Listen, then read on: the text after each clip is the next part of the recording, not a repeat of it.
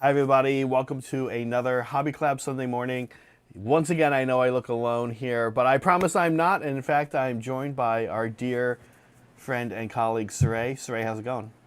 It's going all right, man. I'm never hobbying alone is our Yeah, don't hobby slogan. alone. Yeah, and if you Yeah, do, there's going to be trouble.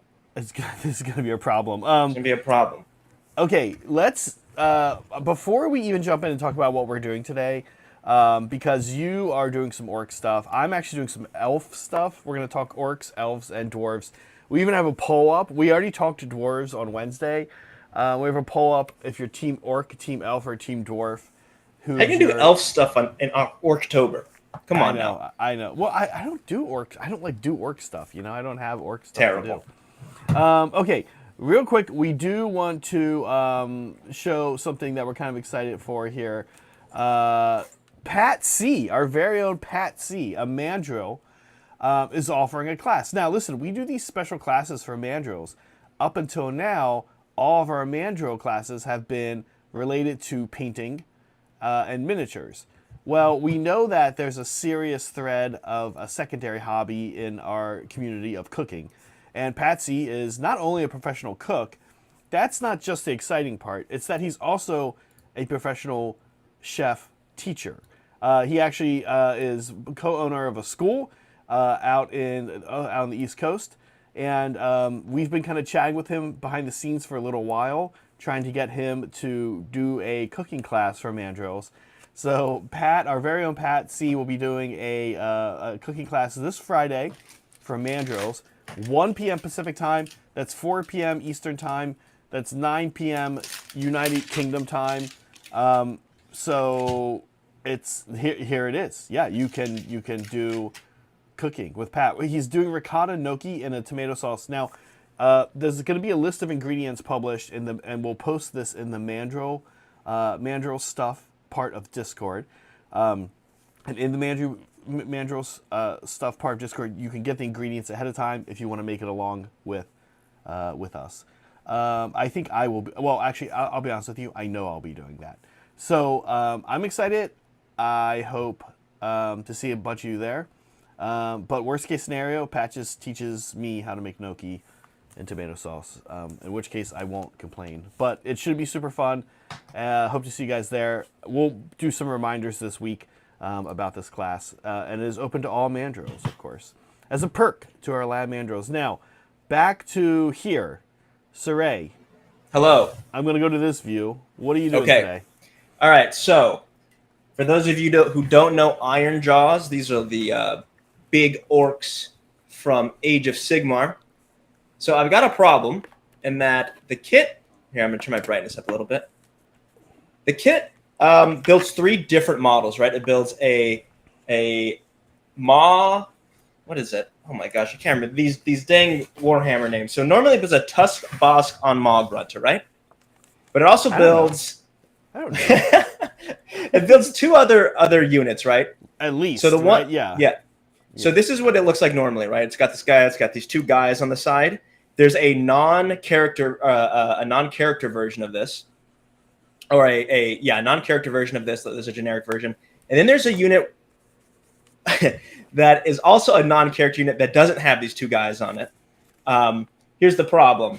I don't like the way the 2 guys on the side look. I'm willing to do it for 1. I'll do it for the non-character version of it.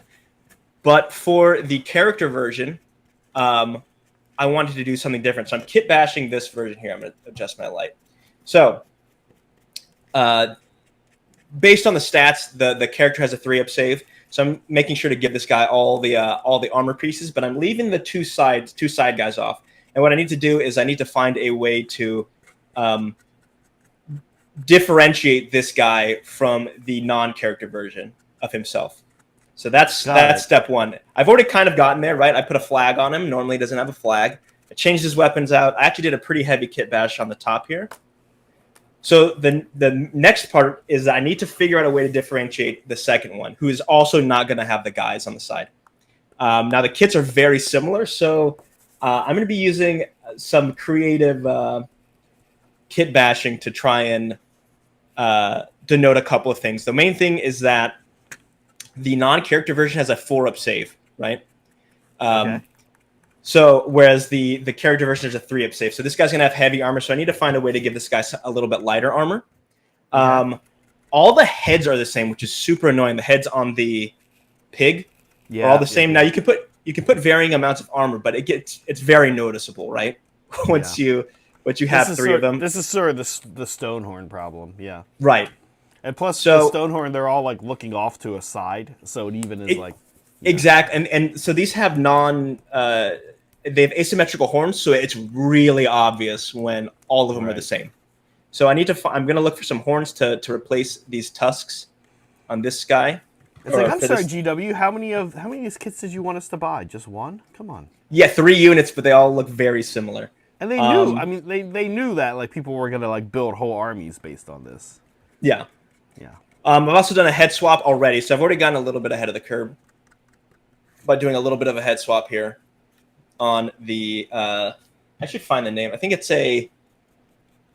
Not a Tusk boss. It says on here somewhere.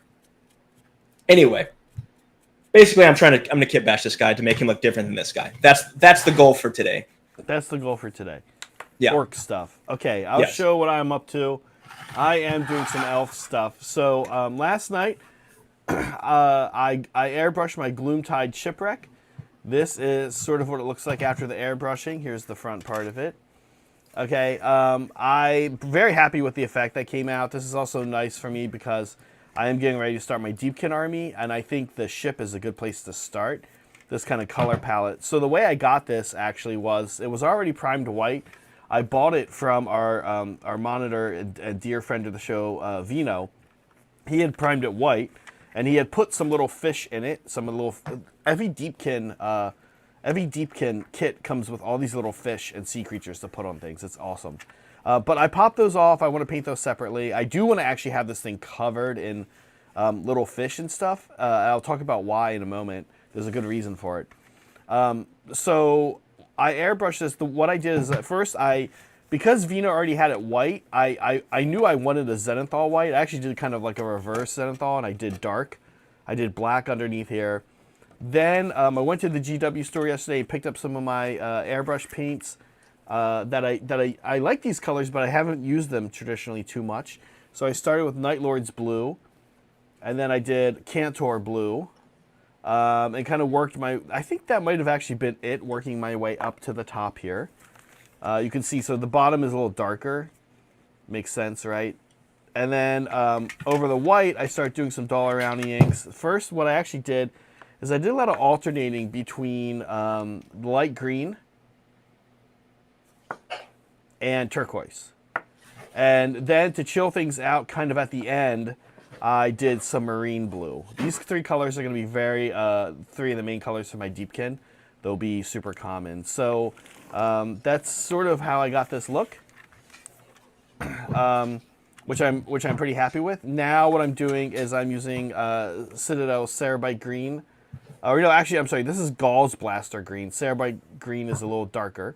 And I am just doing a quick dry brush. I'm trying to be good about it, but I'm doing kind of a dry brush edge highlight here on the boat. And then what I'll be doing for the rest of the stream is working on some barnacles, which are going to be pink. And there are sea creatures down here as well, but I think I'm going to wait till I get the rest of the sea creatures sorted out. There's also some vases. There's kind of an interesting effect here, though. I'm trying to decide what I want to paint a different color and what I want to leave this like ghostly glow. Because for example, I think the bell, I'm actually going to leave this color. So I think the vases, I think like anything that is like man-made part of the ship is going to stay ghostly. And the sea creature things are going to be like the new color.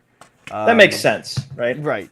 Well, I mean, not really, but I know what you mean, and you knew what I mean, and that's the important part. The ship is the ghost. The sea creatures are just sea creatures that can attach themselves to ghosts. Somehow. Yeah, why not? Yeah. So that's me. I'm doing a little bit of quick dry brushing here. And I'm sorry, folks at home. I'm sorry. I don't have any orcs. I have no orcs. Yeah, what is wrong with you? I have no orc projects. I was like, what orc project could I imagine and make up? Oh my god, this Do I guy's like, feel- oh, it's orc. Mm. Do I feel like suddenly doing orc terrain? No, I don't have that in my pipeline. I don't know. I know. I know. I'm not a man of the people. Zach seen it was Orktober and immediately said, well, what about Ghost? Where's the Ghost month celebration month? What about underwater? Which is actually October. Now that I think about it, which is also yeah, but underwater sea elves. Yeah. All right. I have a question for you. So I did a little bit of a clickbait, but I actually think it's true. So it's not really clickbait. I'm using some Beastclaw Raider parts. Yeah. And they're amazing. This is like the perfect kit for kit bashing big pig orcs. Yeah. So Zach, I have some questions for you. What is this? Yeah. What is this? What am I putting on? Oh, okay. So that is a shield plate. It goes on the shoulder of a stonehorn. Oh, okay. Yeah. Well, guess what? It's going on the hind quarter of a pig now as some lighter armor. Yeah, I think Beastclaw Raider bits are amazing. Beastclaw Raider bits, Gargants, and Ironjaws bits are all like somewhat interchangeable. Yeah. I'll be honest with you. Gargant ones too. I don't have a lot of Gargant bits actually though. It also seems like you get a lot of them, huh? Like you do. Yeah, yeah. I was going through your bits and I was like, how many kits did he buy? Well, keep in mind 5 Stonehorns and one Thunder Tusk. So I have 6.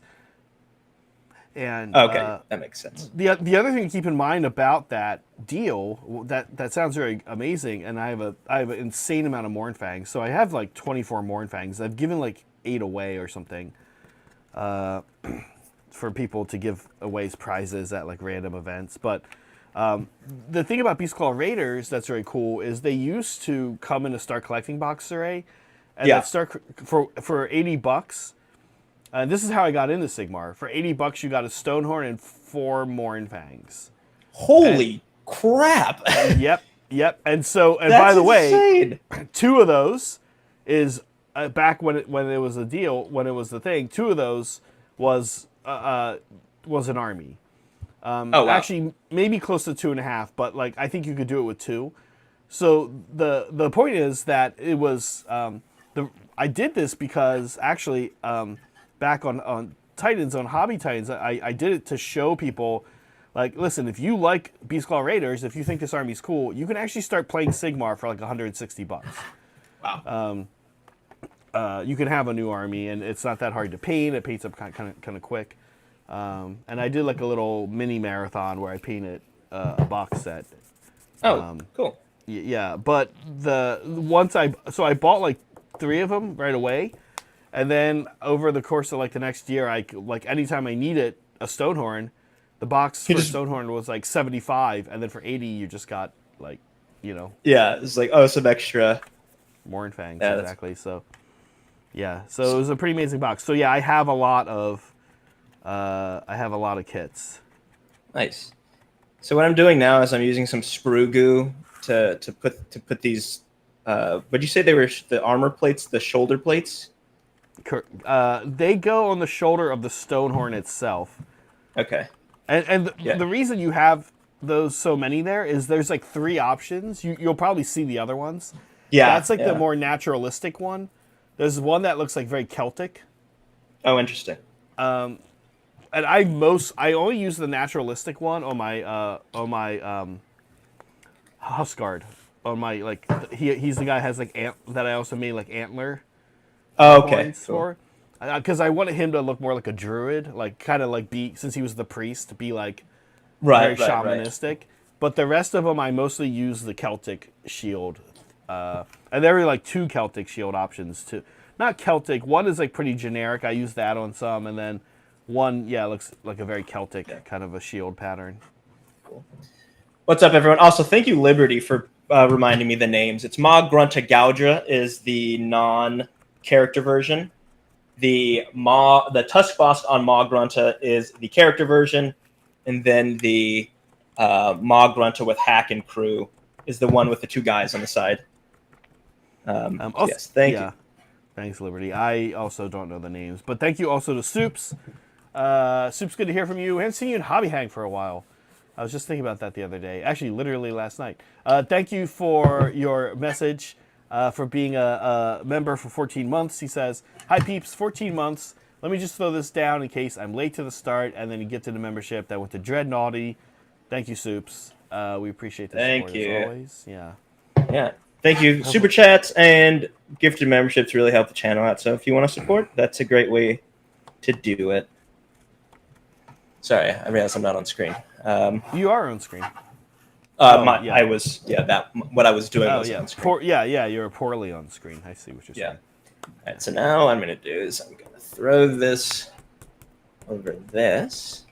It's kind of perfect. It's really kind of insane how perfectly these just kind of work together. Like, I'm not having to green stuff anything. I'm not having to... I mean, they're pretty close to the same size, too, the monsters themselves. Yeah. I think, I want to say Stonehorn's a little taller?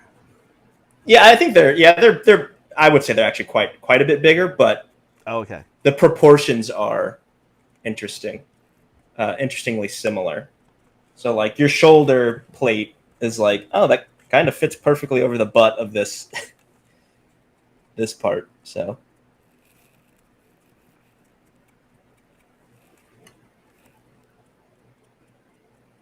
I might have to do a little bit of green stuff work later, but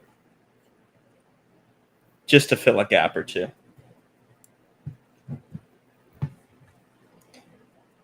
All right. So using some plastic. I don't know how much sculpting I'm going to do today, but I might do a little bit.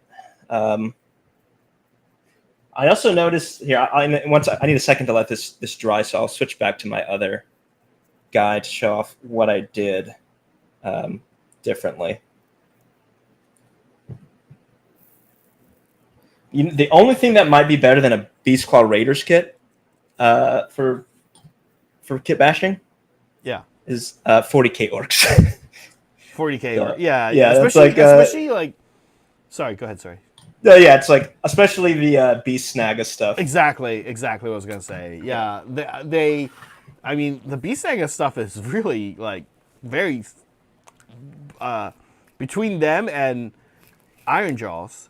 The like stylistic gap is pretty small, actually. Yeah, honestly, it's kind of insane. So this body is from the guy on the big squig. I think people paint it like the great white shark squig. That is also a multi-build kit that you can build two different ways: a character and a non-character version. So this is the non-character version. I just clipped his torso off and glued it onto the legs with a little bit of green stuff. And I gave him a club from not Sons of Behemoth, Beastclaw Raiders. And like it fits perfectly. It's like the perfect size and scale. You literally can't tell that this is not part of the kit. It's insane. Same thing with this flag. Oh yeah. Good stuff. Yeah. The flags are cool. The flags are awesome. Like they really honestly, like if you do a really good job on the model, which we know Saray will, the flag there with like a little bit of free, even like a small amount of freehand, like a little bit of like a symbol or something, or even just like good decals, and that model is just like it just takes it up a level. It gives you an opportunity to put like another color in, like a lighter color, like for a banner, or black if you want, like what, right? Like yeah.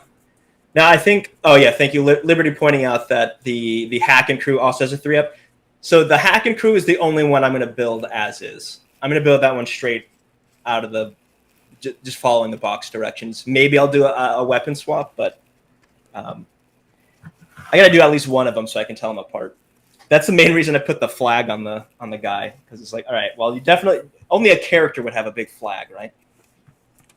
The big flag. Well, I don't know. What about like standard bearers? These don't have standard bearers. Not for these big monsters. Yeah. All right. But, yeah. But what about All right, so this is going to get a little bit more complicated. So I have the pig face here. And as I was saying before, like for some reason they gave them one tusk variant. They're all exactly asymmetrical in the same way, which is very annoying.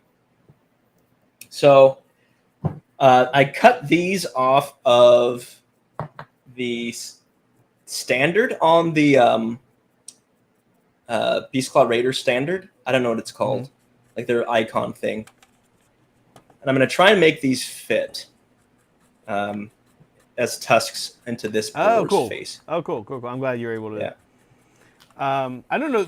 You probably saw there's also a ton of Mournfang tusks in there, but they probably are not. They're a little small. So actually, the Mournfang tusks are what I'm going to use for the top up here. Like big teeth. No, they have 4 tusks. Okay. And the top 2 are smaller, so I'm going to add the Mournfang tusks to the top here. Got it. All right. Okay, first, we got to see if I. Yeah, go ahead. I was gonna catch up on some fan stuff. Fan stuff? Yeah. For example, from Liberty Furs, Lab Mandrill also for 14 months, and also a huge thank you to Liberty, big supporter of the show, and honestly, great guy, good friend of ours. He says, Saray, before you get too far into your kit bash.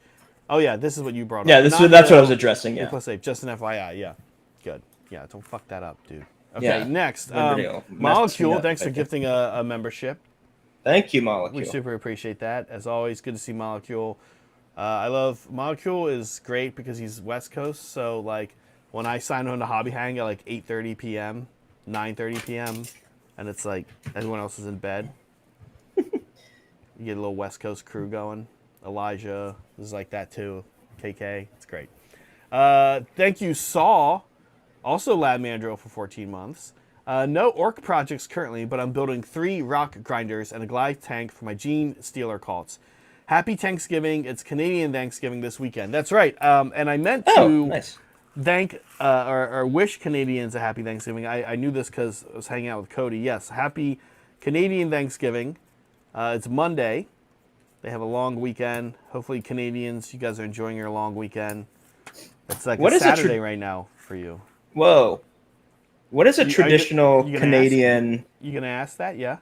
Yeah? What's a traditional... I thought you might. And I looked it up on Wikipedia. Yeah. It's basically exactly the same as American Thanksgiving. Okay, well, you know. It's like turkey. They do like a roast pork, I think it said sometimes. The Canadians in chat can also tell us if anyone's had both. I don't know. Be curious if you felt like there were major differences. My guess is probably as an American, just depending. Do you feel like, Saray, you were in Virginia, you're in the East Coast for a while. Were you always home for Thanksgiving, or did you have Thanksgiving ever in other parts of the U.S.? I mean, I had Thanksgiving in Virginia, but I didn't really, because I wasn't with my family, I didn't really celebrate very much. Like we get together with friends. Well, I guess what I'm asking, and what I was about to say about Canadian Thanksgiving is, my guess is if you were European or from Asia or something, and you came over and had Thanksgiving with Americans and then had it with Canadians, my guess is that probably you would be like, wow, there's really no difference between these two. Right? But if you got the granular differences a little bit, you might. So I've had Thanksgiving in the Northeast, where I'm from, in Louisiana, where I lived for a few years, and in the West Coast, both up here in the Bay Area and down Southern California. Right. And there are very super minor differences. So minor difference number one is in Louisiana, where I was, deep frying the turkey is a big deal. So in general, they do the Cajun deep fried turkey, which nationally now has gotten very popular. Starting in the late 90s, a lot of people were like, oh, this is a great way to have turkey. The only problem with the deep fried turkey, have you had it, sir? You ever had the... Yeah, I've had it. Yeah. The gulf between the day you have it and the leftovers is insane. The leftovers are actually worse than baked than roasted turkey. The regular turkey. Yeah. I'm not sure. I'm sure there's a scientific cooking reason for this. Like obviously there is. The I don't know what dries. it is. Yeah, I don't know what it is. Think about French fries. French fries the next day are terrible. No, fried food is not good leftover. Or it's you got to figure out how to get it back to where it's supposed to be. Air fryers are good for that. Toaster ovens, but for turkey, I don't know. Otherwise, there were other things. So like, for example, I had the weird thing though about Thanksgiving to begin with is that families have regional not even regional, they're like local traditions, right? Like families do Thanksgiving differently. So you can't really, it's hard to say, oh, they do that down in the South because it's the South. There's a few things like that. Like they're more likely to have like cornbread in the South with their Thanksgiving that has like jalapeno in it or something. We don't really do that in the Northeast. On the West Coast, they have like a corn pudding that is also in Mexican food a lot. It's interesting. I've never had that. it's super good. It sounds gross, but it's. No, it doesn't sound gross. I just never even heard of it. It's somewhere in between creamed corn and cornbread. Is like what you're going for, yeah. As a kid, I never apparently it's a thing to serve like canned black olives for Thanksgiving. I never had heard of that. But then Megan's family did it, and I kind of looked into it, and I think it was like if I remember correctly, it was like a California thing, like, hey, everyone buy olives kind of a thing, like set out olives with your, like from the 50s or something. Oh, weird. Yeah. Anyway, so I don't know. Let's see. Thanksgiving, Canadians, anyone? Let's see. The American Thanksgiving has a more aggressive foreign policy. Yeah. Cody says, think American Thanksgiving, but with more maple syrup. I mean, that doesn't sound terrible. A more aggressive foreign policy. Yeah. I don't know. It sounds pretty good. But yes, happy Thanksgiving to our Canadian friends, of course. Saul, I have a question based on Saul's super chat here. Do people go out of their way? And I don't want to taint the answer, but I want to know, do people go out of their way to like do orc stuff in Orktober? I mean, I'm part of. I mean, we did. You did. You and Megan make a big deal out of it. I'm kind of like, guys, I got stuff to do. This isn't one of them. I should though, as a content creator. But I will say, so last week you guys did palate cleanser, right? I think it's a nice way. I think it's a nice way to just say, you know what, I'm going to try something different.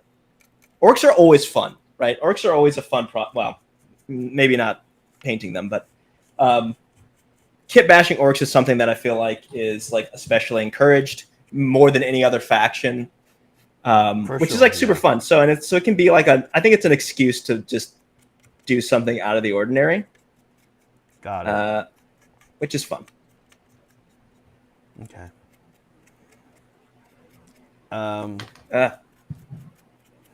Well, thank you, Saul. Thank you, Liberty Fires, for gifting membership. We appreciate that. Thank you, Liberty.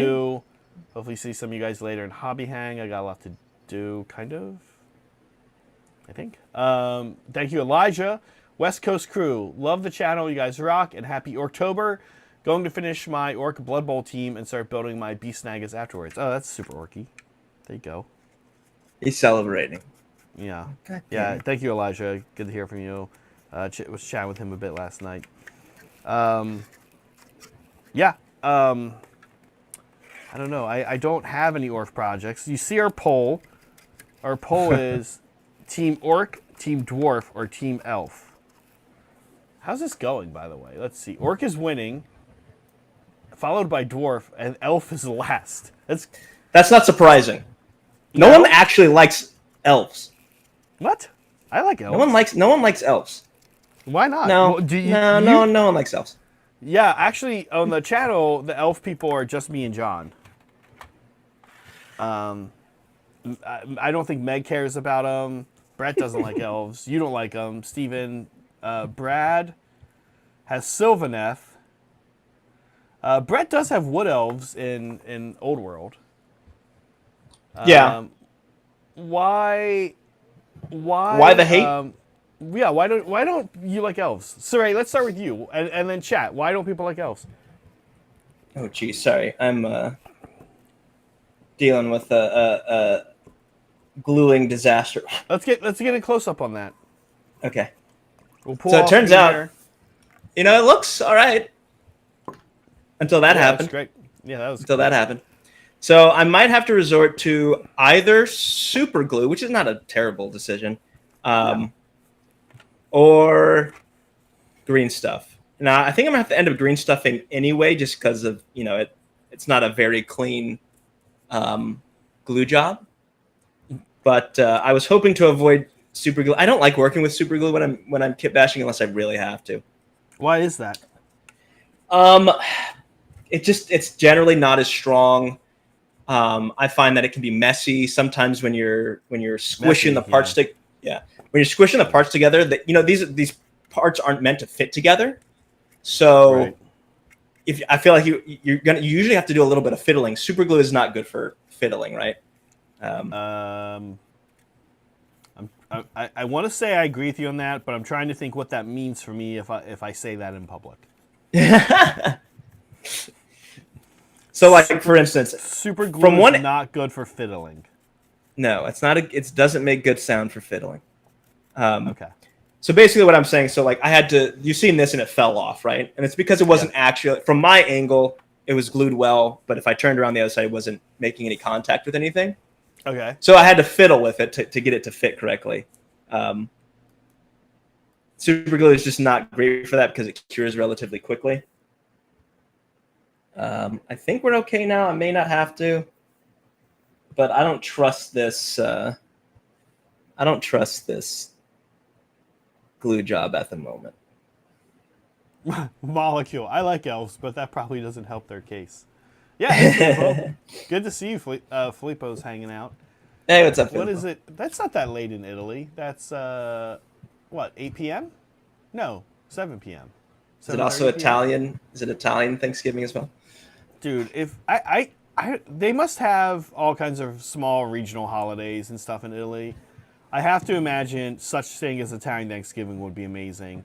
My family's done my sister introduced this concept into our family of doing themed Thanksgivings, which my family was pretty on board. So we've had like a Caribbean one with jerk, turkey, stuff like that. We've had we've done like really hardcore traditional ones where we're like we still had turkey, but we had deer with it. Interesting. And like stuff like that. And I like to do themed ones as well.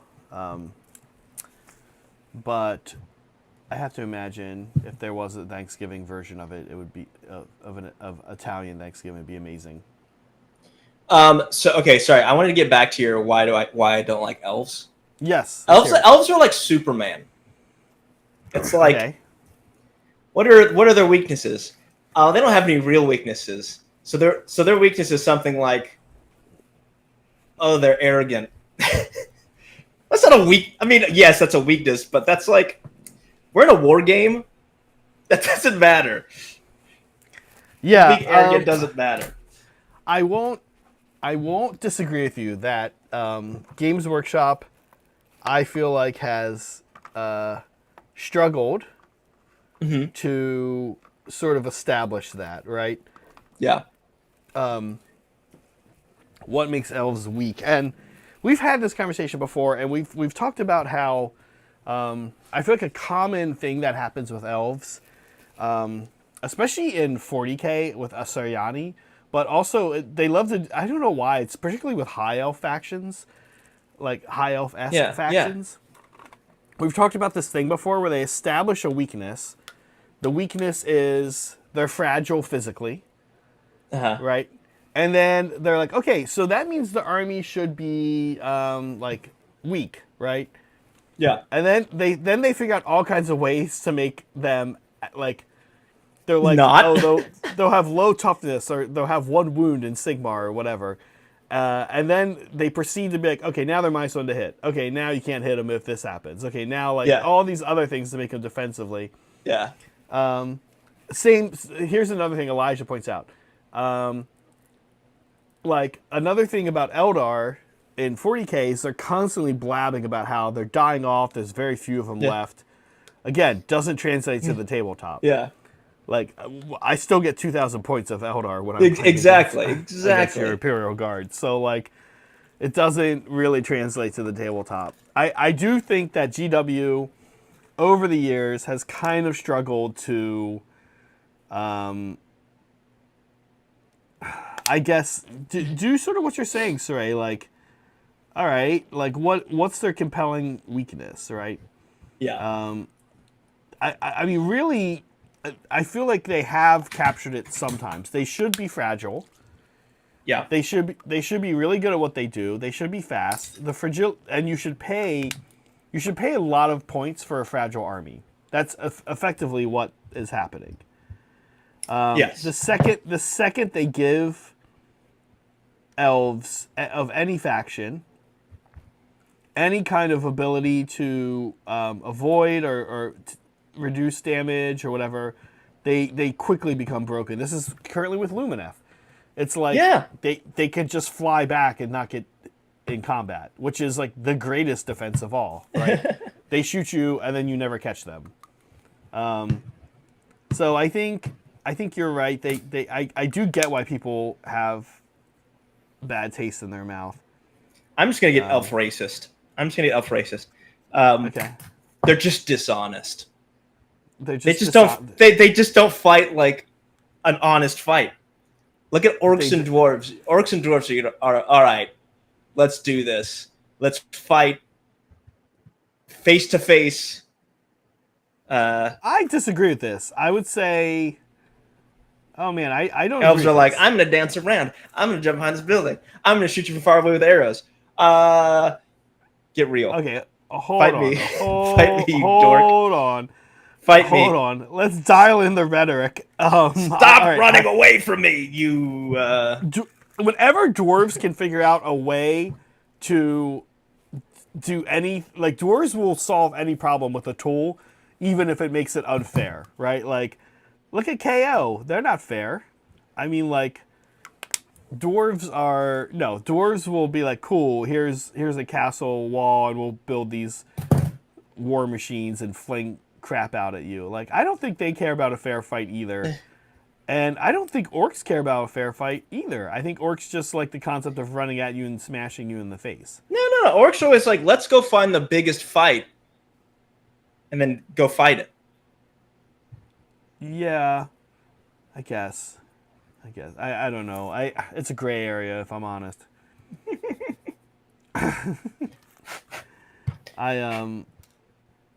Yeah, I'm not sure. Anyway, we have the vote up. Please do vote. I want to get to some of these other things. I'm gonna say chat is agreeing with me based on the poll. The poll for sure. Thanks, Rudy. Good to hear you. Thanks, Rudy. Good to see you dropping by. Thanks, Rudy, for the gifting the memberships. He says, "Hi, Hobby Club fam. Bahrain time 2040. That's 10:40 p.m. If you're not a military time person. That's 8:40 p.m. That's 8:40. 8:40. Working on a mouse scepter and slowly rebuilding my Tyranid army. How are the future Hobby Club train model projects coming?" I'd say Saray and I have not actually touched base a lot on our next terrain project. I think we both are trying to get underway on an army project right now. For me, that is the Deepkin. For him, it is the Ironjaws. You see him working on that right here. So we are, I think, trying to get those underway.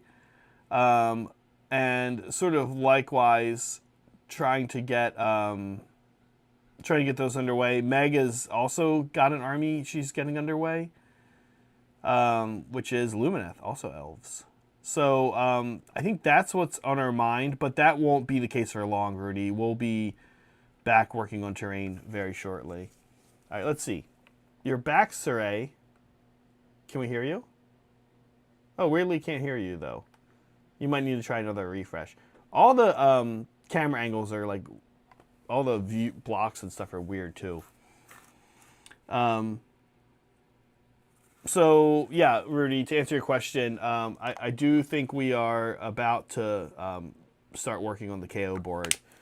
We are probably, typically what we do is we'll do something like say, oh, cool, now we need to, like what month do we want to have this done? When do we want to start working on this? What's kind of like the content plan for it, if that makes sense? So that we get, you know, some content out of it, etc. Let me see here. Saray's laughing. I'm guessing he can hear me. Oh. Let's see. Okay. Saray, unmuted you in Discord.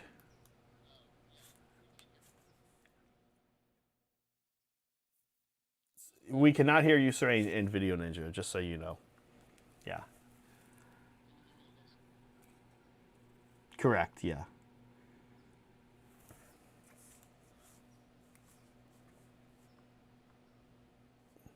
Yeah, I know. Saray got canceled for hating on elves. Okay, and then in a bit, we'll see if we get Saray back here in a minute. We will, we do have some more opportunity for elf, dwarf, orc shenanigans. That I'm kind of excited about. We can out Saray again. Oh, there you are. What the hell? I don't know what happened. Sorry. Video Ninja Okay. just decided to stop. They said, you know what? No audio. Yeah. And now you are hearing me through Video Ninja, not Discord, right? Correct. Okay, I'm sweet. hearing you through Video Ninja. The only thing that's Sweet. kind of weird that happened is I have to like redo all of these. Yeah, I don't know what's up. I don't know why that happened. Camera angles. So let's see. Let me go ahead and work on that, folks. Yeah. Because actually, basically, Saray, it's sort of weird. There's none of your face anymore. Great. Yeah. They're still in Video Ninja though. Yeah, they're still there. I'll go to this view and work on this for a minute here. Okay. To talk to the people about what you're doing. Hello, people. All right. So I'm adding the top tusks. Sorry, I don't know where I'm at in the video. Oh, it's so weird. There we go.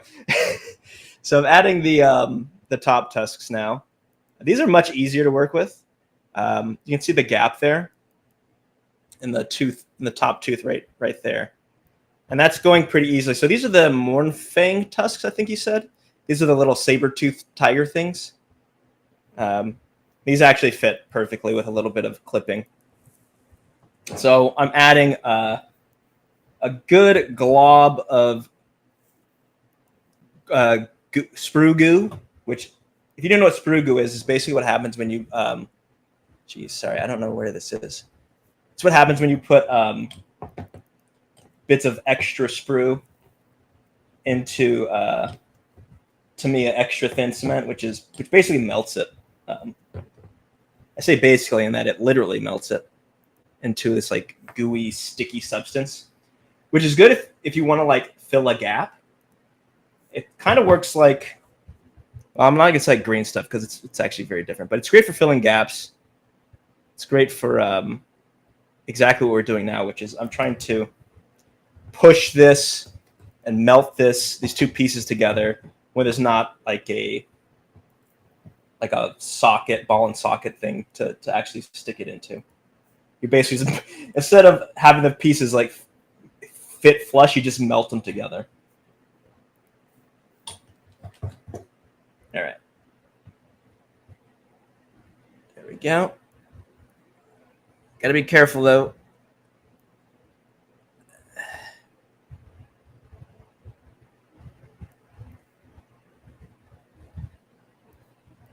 Okay, Saray. I guess at the risk of dealing with an audio issue, Yeah. can you try another refresh? Basically both of it's not picking up your face anymore. Weird. Okay, yeah, give me 1 second. Yeah. I'll be back. I might just go over and go touch my phone real quick. That is maybe what's going wrong. It's weird that it happens just like midstream, right? There's like no warning or anything. Yeah. All right. How's about nothing? Nothing happened? Nothing happened, no. Okay. It's okay.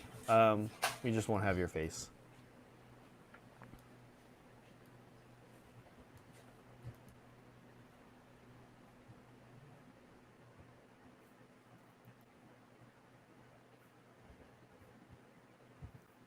Okay, anyway, moving on. We'll get out of that view in a second. Rudy, so to kind of wrap up the answer to your question, yeah, I think we need to figure out what's going on with the KO board. I think we probably will start working on it pretty soon.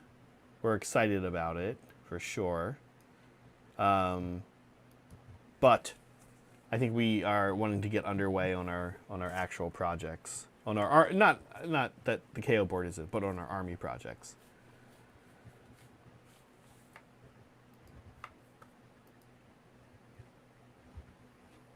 Okay. All right.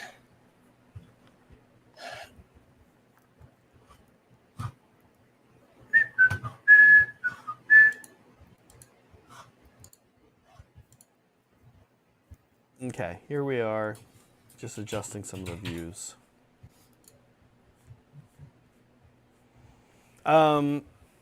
Thank you also from Soups. He says, almost forgot, $5 for the combined Get Zach a Passport and album release fund. Someone has to keep nagging you. Don't let the list get any longer. Yeah. Oh, there you are, Saray. You're back. Yeah. I don't know what happened. Yeah, I'll have to kind of remake everything, but you know, Okay. That's fine. It's totally fine. We can also just single views if we want. Yeah, yeah. I'll see what I can do here. Okay, awesome. In the meantime, I'm going to go to the view of you working on things because that way you can at least stall while I redo all this. Okay. Oh, cool. Right. That view works. I got awesome. My own audio. Now I'm hearing myself. All right, I'm good now. All right, sorry. Now that we've had that little excursion, back to this guy. Oh. So just got to do a little adjusting here on his tusk. It is not, it's a little funky, but it's getting there. They don't need to be symmetrical, right? The ones that are already on the original model are not symmetrical. So they can be a little wacky looking. Wouldn't be orky if it was perfectly symmetrical anyway. All right. Oops, sorry.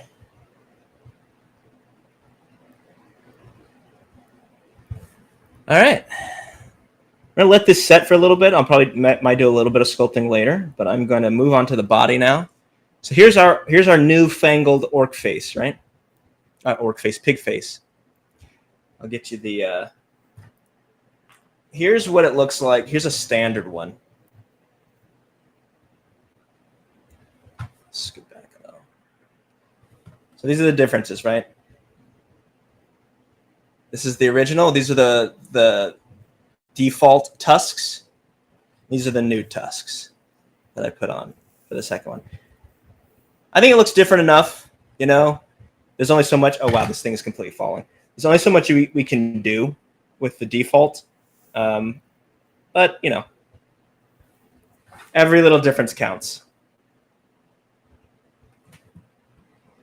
And I think it looks, this doesn't look out of place, right? No, These it looks tusks totally fit. no, it looks totally great. Yeah. All right. I'm going. Awesome. Hey, let's do a segment. What do you think? Segment time? Yeah, let's do it. Yeah. Okay, so what we want to do, since we are introducing this fantasy race trifecta here, and saying and asking you guys to weigh in on favorite dwarf, orc, elf, who's your favorite. Clearly, we have some winners, but we wanted to go through a few modern, real world human things, and decide who of the three races would most identify with this, most likely to do this thing, would most excel. Kind of just have a chat about some of these, right? So starting off, pickleball. Let's talk about pickleball. I am on record as making fun of pickleball, even though realistically it's probably like I probably love it and should be playing it for my health. There's also a big pickleball center opened up like a block from my house, a block from where we live. Who would be best at pickleball? Elves. Who would play pickleball? Elves. Yeah. Elves? You think pickleball is elves? Oh, yeah. You would not catch a dwarf playing pickleball.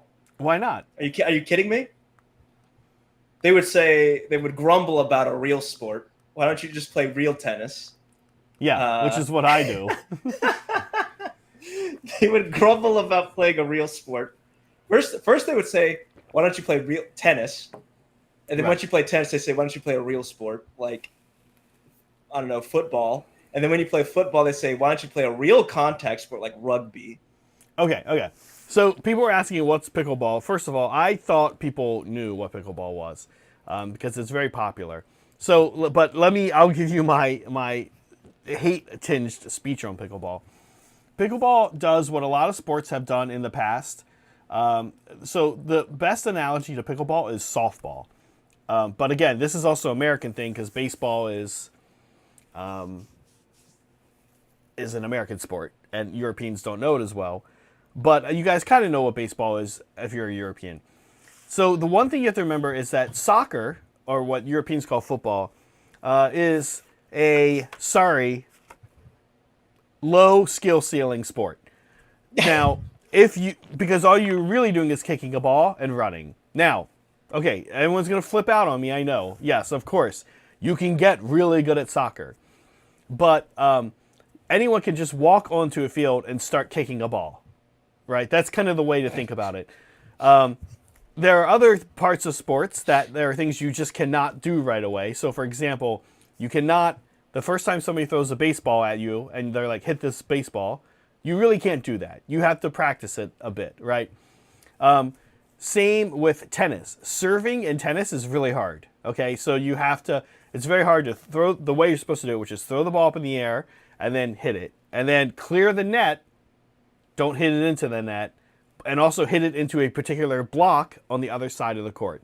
Okay, so I'm not making fun of soccer. I'm just saying, like, right now, if someone was like, if you were an alien and you came down, and they were like, which one of these do you want to try out?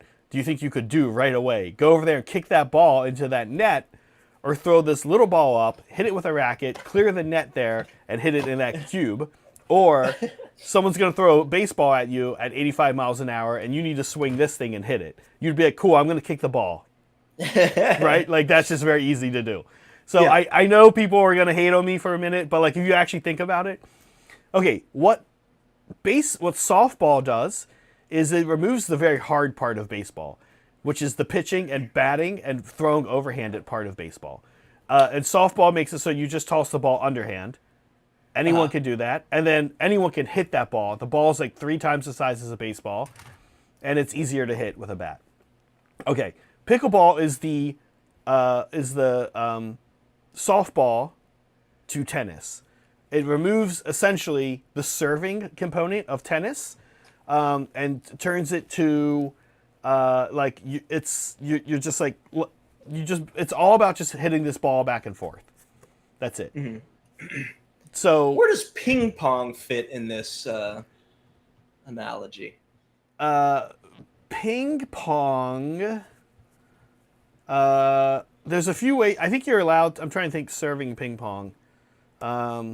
You can toss it up. I think it's a miniature version of tennis, essentially, right? It's a miniature tennis. Yeah. No, I don't know. Yeah, Pat C says ping pong. Pickleball is ping pong with a wiffle ball played at a larger scale, essentially, right? Yeah. All right, elves. We're It's saying worse. elves would be the best at pickleball. Yeah, it's not even close. Yeah. Okay. Next one. Here we go. Crypto. Should- I feel like these are being set up with a specific in mind. Dwarves Dwarves are into mining. crypto. They're like Dwarves super lo- into mining. Dwarves love mining. They're like, Yeah. oh man, I'm gonna get into some weird. They get like super into like building like server farms for crypto mining. Dude, when I found out that that was the thing, I was just like,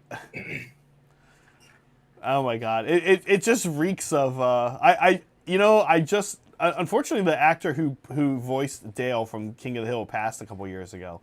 But honestly, if there's one show, they always threaten to like remake a show, and you're like, please, nah, we don't need Frasier. It's okay, you don't need to remake Frasier. You can just not have Frasier anymore. King of the Hill is like one that I weirdly think I'd love to see like a season set today. Yeah, and they could age all the characters up, right? But Dale would be like amazing today. Yeah. Okay. I mean, I just can't see elves or orcs getting into into crypto. I could see elves getting into crypto, I think. Maybe. I mean, they have a lot of wealth, generational wealth. Yeah, that's true. Yeah. Okay. Next elves one. are old money though, like literal old money. That's true. Okay, next one, charcuterie. Now, okay. Charcuterie. I know there's an instinct here to say I think elves, right? But No, I will think say this is a hard one actually. Okay. Yeah, I mean, like, here's the deal. What I'd encourage everybody to think what would be on a dwarf charcuterie plate. I mean, I feel like charcuterie is actually maybe more of a dwarf thing. You think it's weirdly? You think dwarves over elves? Oh yeah, lots of meats and cheeses. Yeah, they've got some veggies too, but like you're there for the meats and cheeses. Yeah, that's sort of the thing I was thinking too. I think elves would ruin a charcuterie plate by putting too many vegetables on it. Yeah. And I'm just not convinced they would put vegetables on it in a way that makes sense. Now, by the way, this picture from Envato, we'll talk about some of the Envato pictures I found too. I'm pretty sure not AI. That's cool. Unlike that one Megan accidentally found the other day. But chefs at home, who puts a half of a bulb of garlic unpeeled? Oh yeah. The rosemary is like kind of okay. I'd be like, all right, pick it off, take that off. The half bulb of garlic, I'm like, why? Why is this here? Yeah, also, what's going on? This might be AI. Yeah, I don't know what those meats are. Like I can't actually tell. Yeah. Listen, so like here's what I think. Elves wouldn't do charcuterie; they do wine and cheese, which is like kind of same similar thing, wheelhouse. Right? Similar wheelhouse, but it would only be wines and cheeses. They wouldn't mess around with the meats. They wouldn't have the meats. They talk about how red meat's bad for you. Okay. Dwarves would do charcuterie, but they would be grumbling. And the orcs are just smoking meats. Orcs are just smoking meats? Just smoking meat. Smoking meat out in the wilderness. Yeah, smoking meat, maybe deep frying. Oh, yeah, like a big pot of yeah. rendered beef tallow that they're just frying stuff in. Oh, yeah. That sounds good, though. Obscene amounts of lard. Okay. Yeah, I don't know. I have yeah, I'm sorry. Bartok is actually driving me nuts right now, and he's trying to get kicked out of the room really hard. I think he misses Meg. He was being very friendly to me yesterday. Yeah. Okay. Next, All right, here what we got go. next? Moving on. Okay, stepmom porn. Jeez. This is a whole genre of porn. It's very popular, disturbingly popular. I'll be honest. And it's so popular that I don't even think I can really make fun of it, because I think I would out and offend a lot of our viewers, because I'm sure people have feelings about stepmom porn, and I just don't know where people lay on it. But very, very disturbing.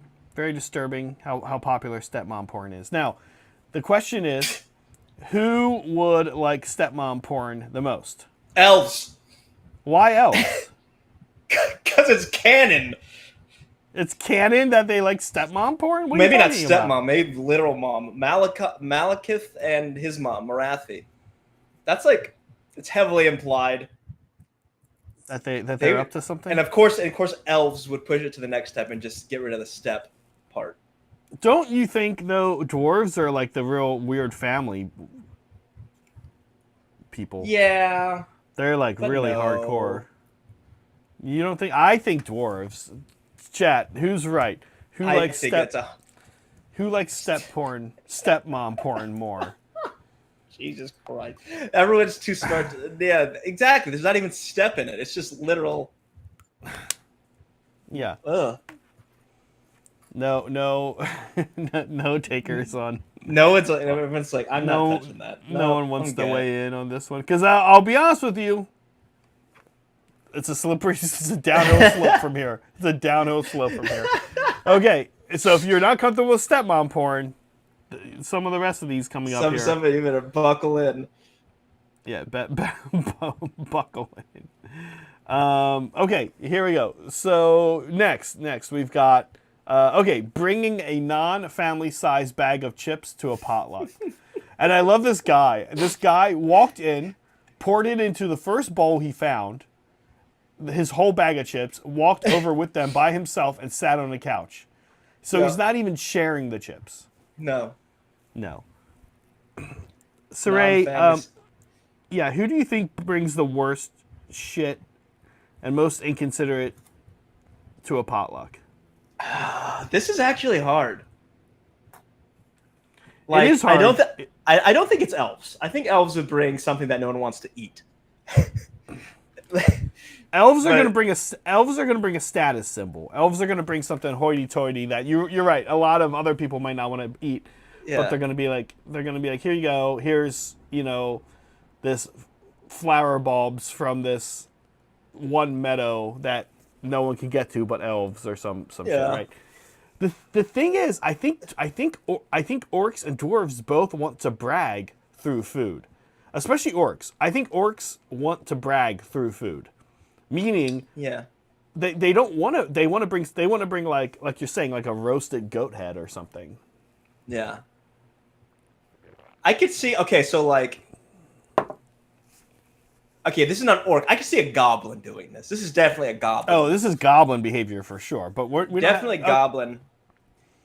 I think a young dwarf, because when I think of who would do this in the real world. I think of people like Bridger or or like just young people, right? I think of like a young person is likely to miss the mark on a potluck. Also, we need to talk California potlucks, and there's a weird cultural behavior out here that I cannot get behind when it comes to potlucks. Okay. Yeah, so I don't know if this has come up. First, let's settle this. Let's settle this. All right, I think I could see a dwarf also, but not because they're okay. There's a couple of different ways I could actually see this going. I actually never see an orc doing this. Weirdly, unless it's a goblin. A dwarf, which not an would orc. do it. A dwarf would do it because they're stingy. Like, I'm not bringing a full bag of chips. Are you kidding me? Yeah. I'm not bringing a full bag of chips. Especially no one even seeing to eat the chip. Yeah. Especially to like an elf or a human potluck. Oh yeah, they're like, no. I brought a slightly larger than personal size bag of Doritos. Yeah. But not sharing size. I think an elf would do it an elf would do it as a slight. Yeah. It would be do a it as very slight. loaded move. A loaded, yeah. It sends a very message. loaded gesture. Yeah. Sends a message.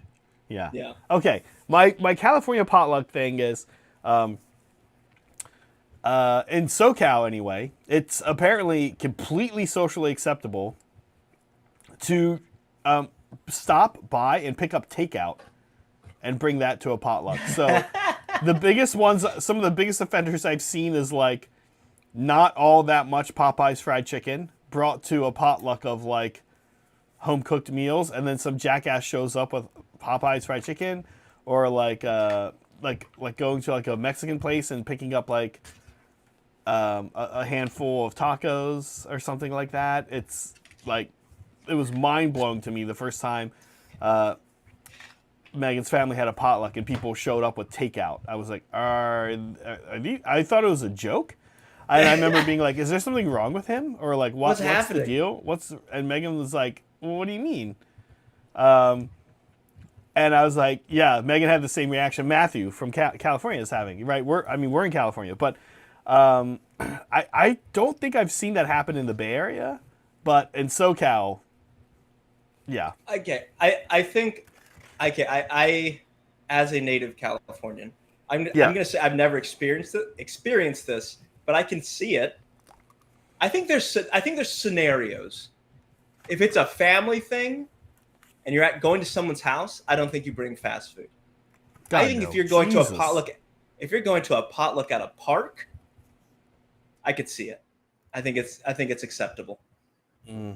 No faux pas there. You also have to make sure you bring enough, though. Yeah, that's the problem. If you don't bring enough, that's like bringing a non-family sized bag of chips. Well, here's the problem. When you go to a potluck, you need to take the amount. You need to know how many people are there, and you need to bring an amount. So this is what's crazy about potluck. Ready? You need to. There should be an insane amount of food left over at the end of a potluck, and part of that concept is the way you think about how much food you want to take to a potluck. Let's say there's 12 people going to a potluck. Okay, and you're trying to make lasagna. That lasagna, you need to be able to provide 24 servings. You need to assume your food is the most popular food there, and that each person at that potluck will have 2 servings of it. Okay? If you bring any less than that, you are a little bit of an asshole. But as long as you have at least 1 serving for every person, especially if it's a fancy bespoke item, like if you're bringing stuffed peppers, you need to take 2 peppers per person. I'm sorry, you got to take 2 peppers per person. Like, you have to bring 2 for each person. So I would submit that actually even fast food, that gets expensive. If there's more than 5 people at that potluck. And so this is why whenever I've seen people in California bring like stupid Chick-fil-A or Popeyes or Del Taco or whatever to a potluck, this is why they bring less, because I know these stupid jackasses. They go through the line and they're like, oh, how many people are there? 20? Okay, let me get 40 of something. And then the people on the speaker are like, okay, that'll be $180. And then they're like, whoa, never mind, let me get like 10. Hold on. But Popeyes has family deals. Yeah, but again, like, you have to get like 3, and then that's insane. If you buy a family, you're a total asshole. If you take a Popeye family meal to a potluck, let's talk about what you're doing. You're ignoring all of the. You bring a vegetable, you bring a starch, you bring a dessert, you bring a meat, blah blah. You bring a salad, and you're saying, I'll bring a little bit of all of those. 25 people to potluck. Here you go. Here's this size of mashed potatoes. Who wants that? Oh, guys, also don't worry. I got this size of macaroni and cheese. Oh, you made macaroni and cheese? Well, I brought macaroni and cheese from Popeyes. Only this amount, but here it is. It is such an asshole move, and it's just, God, I just like every time I've seen it. So more recently, I just call people out for it. I've literally like just been like a jerk to people, been like, "Oh, you stopped and got Popeyes. That was cool of you." Yeah, this What person if made someone brought crawfish at Touffet, but you stopped at Popeyes. But what if someone brought 40 chicken sandwiches? Um, I feel like that's insanely Oh, expensive. yes, it's insanely expensive. But I think that would be okay. That would be, yeah, that's how you have to do it. You have to bring, again, if there's 20 people, you need to bring 40 chicken sandwiches. If you brought 30, I think that would be okay. Because you can say, all right, maybe a few people will eat 2, but most people are only going to eat 1. Frankly, I'd eat 0 because that's great. I can get that at Popeyes myself. Did you know that? Did you know I can go to Popeyes and get a chicken sandwich anytime I want? I don't actually, right. Part of a potluck is you bring a dish that's important to you. There's a love component to a potluck that's totally lacking when you just bring takeout. I'm sorry. But I love Popeyes. Just get it. You can get Popeyes whenever you want. Sorry, right after the stream, you can get in the car. I could learn. I don't even have to get. I can walk to Popeyes.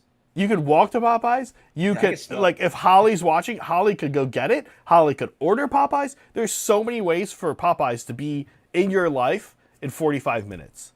That's my point. You, like, a potluck? Are you kidding me? Anyway, sorry, we've been on this way too long. This is a Zach rant, but regardless, I think I'm right on. Goblin behaviors. Goblin behaviors. We're not on the list. So who do we give? I guess who do we give it to? I guess we both said dwarf. So dwarfs. Okay, now this next one involves a little bit of explanation. Oh my god. Saray knows some slang from up in the northeast part of the Bay Area called a sideshow. I've heard him use this before, but I needed him to retell me what this was. And what he says is it's doing donuts in your car. Now, when I went to Envato and typed donuts in car, this was all the images. About half of the images were this young lady with a donut in the car, and then the other half were other people with a donut in the car. I think what you mean is actually doing like wheelies and like burning rubber in a parking lot. But I couldn't get Envato to give me any pictures of that. So all the pictures were somebody with a donut in the car. Because I typed donuts. Envato needs to up their game. I feel like a picture of a car doing donuts would have been one of the easiest things to find. Easiest things to find. Yes. I could have just used the normal internet, but I wanted, we pay for that Envato subscription, so I wanted to, yeah. So a sideshow is a little bit more than just doing donuts. You can go do donuts in the parking lot right now if you wanted to. Just like Popeyes. You can go get Popeyes right now. Yes. A sideshow is usually many cars with a large crowd of people surrounding.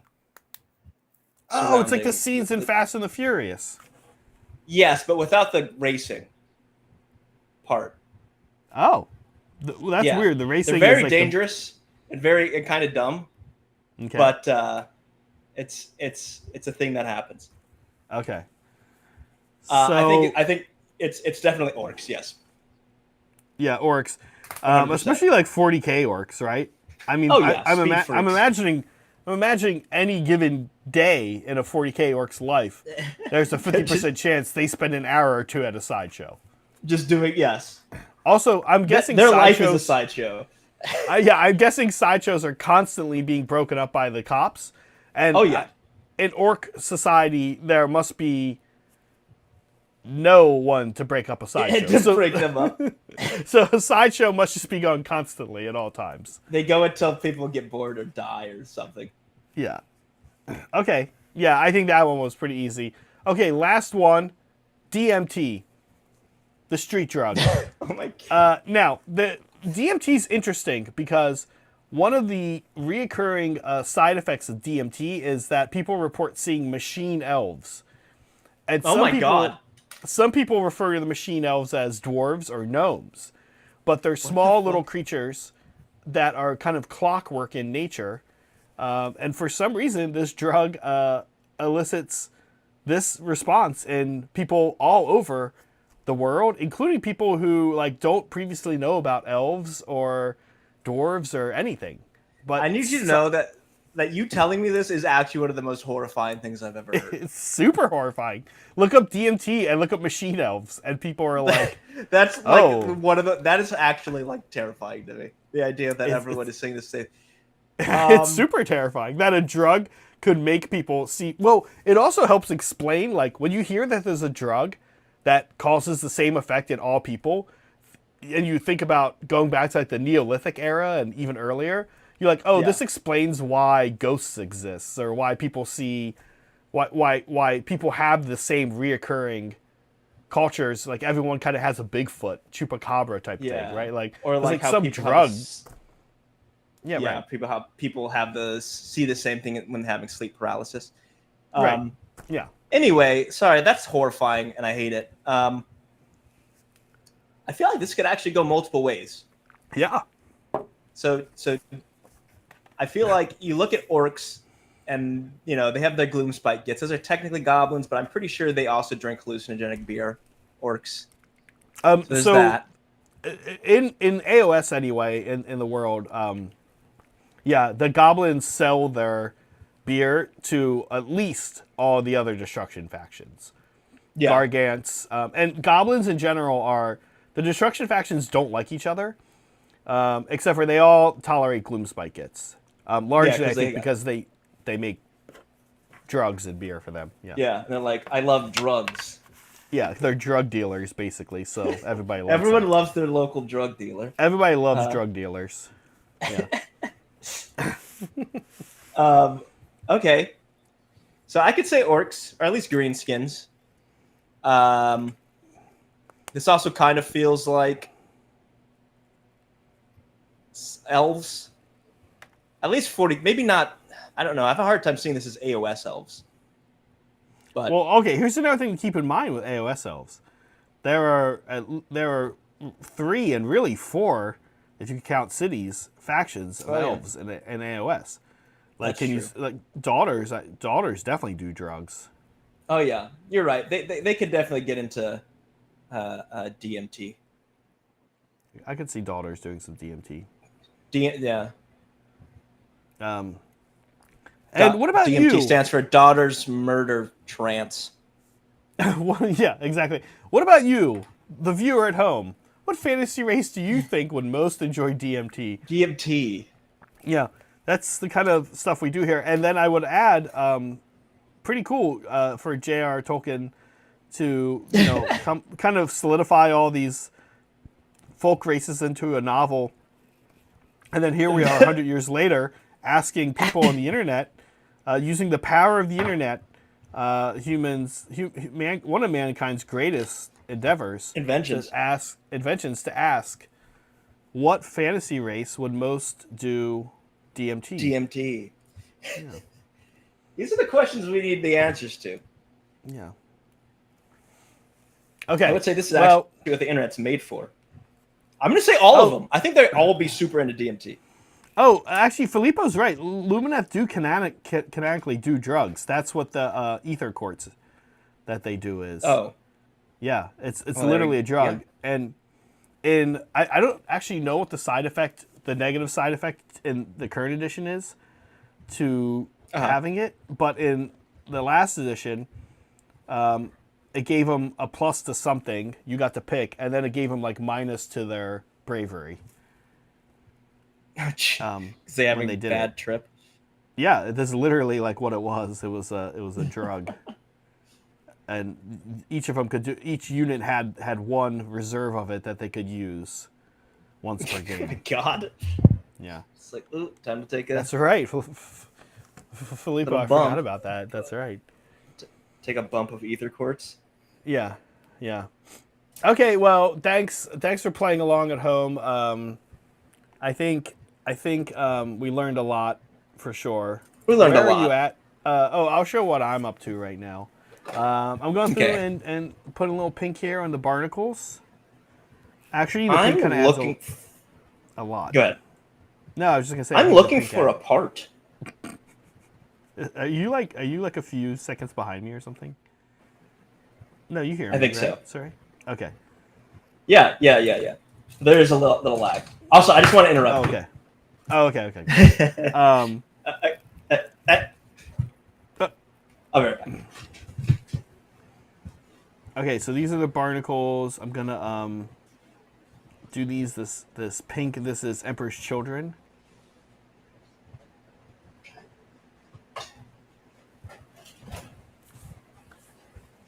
All right, I'm gonna try some.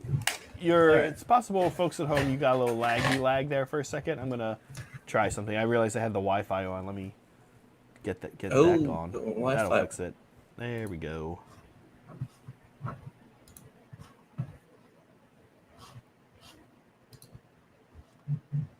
Little trade secret: don't use Wi-Fi. Oh, yeah. All right. So what I'm doing now is I'm looking for a part to kitbash an arm piece.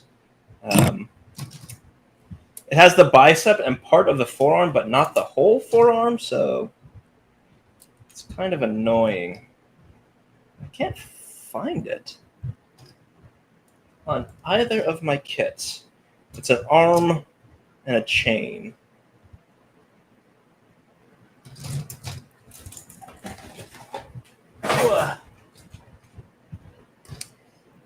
I'm looking for number 4. That's 7. Where's 4? There it is. All right. So what I'm going to do now is I'm going to cut this part out.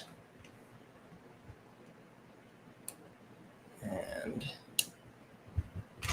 I got to glue it to this arm. It's weird. I have to glue it to this arm, and then I have to cut the hand off.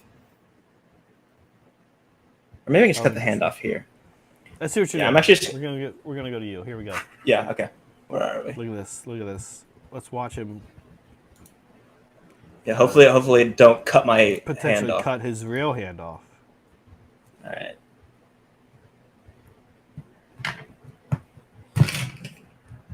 All right. So he's got this like forearm here. You can see.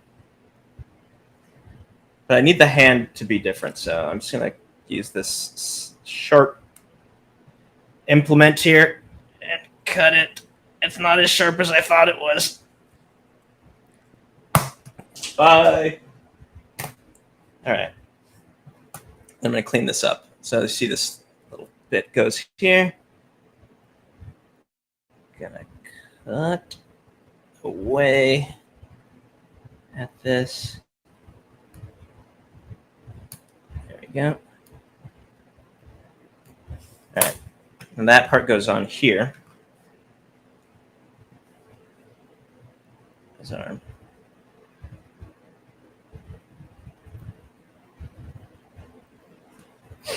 And I think it goes, yeah. And then I'm going to glue another ogre hand on. I might have to do a little bit of trimming, but one thing I don't like in any version of this kit is the axe. I'll show you guys it in a second. It looks too basic. It looks like they forgot to add a detail to it. So I'm just never going to use it. Where is it? Where is it? Yeah. I'm looking. Oh, this. Here it is. Is it just me, or does it look like it's missing? Yeah, like you'd want to see something in the middle there, like you're like. Yeah. It is a little unusual. I don't like it. It is a little unusual to sit it out, but I will say also, I will say that I feel like Ironjaws are maybe one of the least ornate armies in any system of GW. Yeah, I could see that. I mean, like their armor really is kind of just like big flat plates, right? Yeah. All right, so I've got this here. This is an ogre club.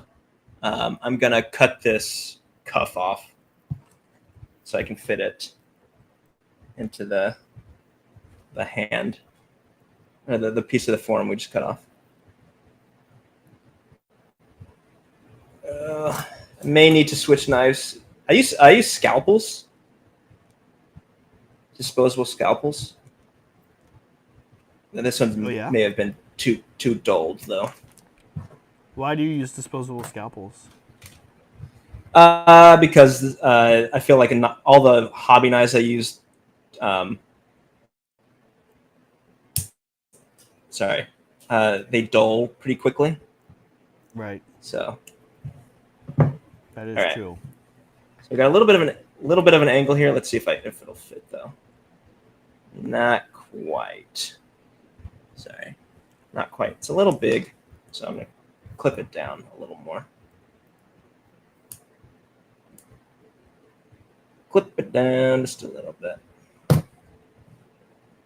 It's going to be doing a lot of back and forth with this thing. Yeah, okay, I just got to clip this whole damn thing. Okay.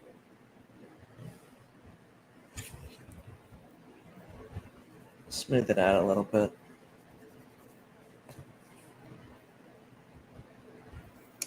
Oh, this hand might actually just be too big. No, we're fine. We're fine. A little bit of glue. That'll be fine. Sorry, I realized that my hand is like in the way. Mostly this is just, yeah, I'll switch to a different view. Here, let me show peeps Yeah. what I'm also working on. So, Yeah. front half of the boat is mostly barnacled up. Obviously, I'll do a little bit more with the barnacles. But wow, I don't know. The pink really does a lot, actually. It looks great on this color. So then, you can see there's like some fish here. I'll have to paint those. But I think I'm going to wait to paint those until I get all my sea creatures together. Because I have sea creatures from all the Deep King kits, for Citadel kits. But then I also ordered some sea creatures from Epic Basing. And so I'll have some of the sea creatures in here. And I think that the Epic Basing ones kind of look okay with the Citadel ones. They sort of match in style. So I will definitely wait till I get them all, and then kind of I do want to load this thing up with sea creatures. Earlier I said there's a reason for that. The sea creatures actually are like what in the lore kind of provide the +1 save. Oh, really? Yeah, they're like Ah.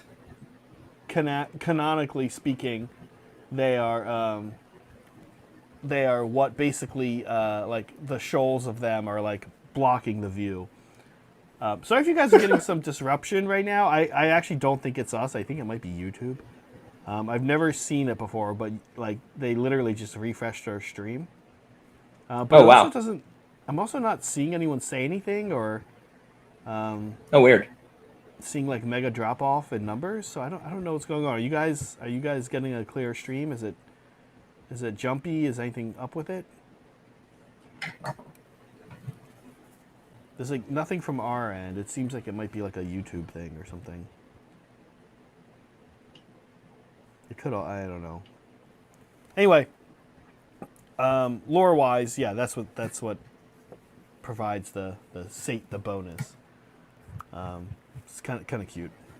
So I actually want to put a lot of sea creatures in and around it.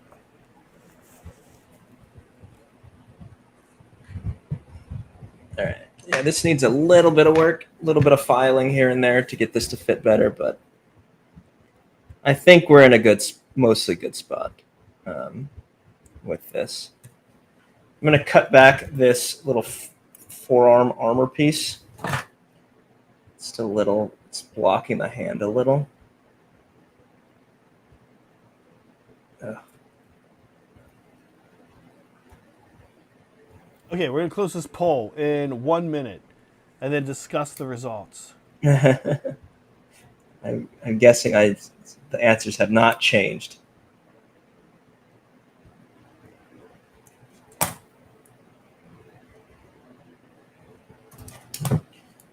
Yep. Still shaving away at this armor. So the ogre hands are a little bit bigger than the orc hands, but orcs are kind of so weirdly proportioned, it's like not actually that noticeable.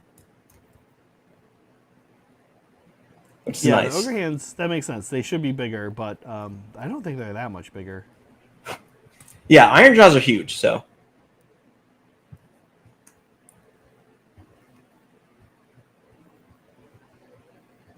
Ideally, you would only be switching. And when you're kit bashing, I find like ideally you only want to be swapping the weapon parts out if you can keep the hands.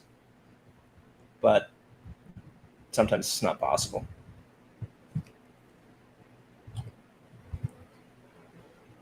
All right. We're gonna glue this hand. Luckily, it's in a weird position, so you can't really. You won't be able to see the weirdness of it. Ah, no, it just all fell apart. There we go.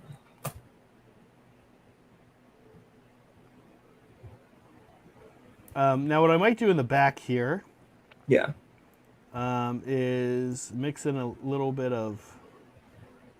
Maybe I'll try green, honestly, to make this a little darker.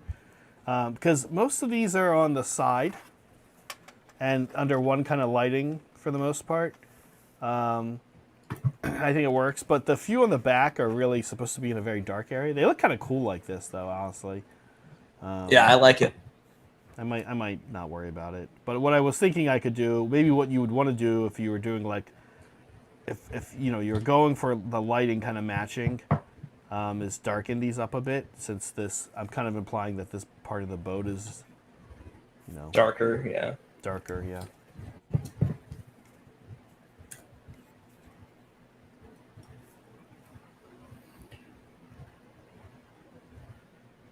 Let this dry for a second. That'll require a little bit of greens to fill that gap, but we'll survive. All right. Now I'm just going to glue his other hand on. I might mess with the sword a little bit, but... Okay, closing the poll. Let's see. Okay. Here we go. Yeah, at the end. Oh, wait, elves pulled in a second at the end. Oh, wow. Yeah, so, okay. Our end result, we had, oh man, it's doing that thing where when you end the poll just disappears for a while. Oh, God. But it went orcs, elves. Oh, I gotta end it here too. What is going on? YouTube being YouTube on one today. Yeah, I'm not sure. It looks like we're live and everything. Yeah, there we go. Oh, I see. I had like an outdated chat. Great. Yeah. Awesome. Thank you, everybody. Okay, cool. Yeah, so Orc 62% clear winner. Yeah. Elf 22, Dwarf 15. Out of 40 votes. Saray, how do you? So, would you say you're an Orc person? Yeah. You're starting an Orc. You're starting in Orc armor. Yeah. Although I have a Dwarf army too. I'm just not an Elf person. I think that's the real takeaway. Interesting. What I tend to find is I do not like the play style of dwarves or orcs. I think dwarves are cool. Yeah, I think dwarves are cool. I like the models usually, but I don't like their play style. I don't think orcs are typically that cool. I sometimes like the models, but I do not like the play style. Maybe Cruel Boys I could do. Okay. Maybe I could do Cruel Boys, but I don't know. Not really. Like I could, but not an orc. I'm just not an orc person, if I'm honest with myself. Yeah. At least you're honest with yourself.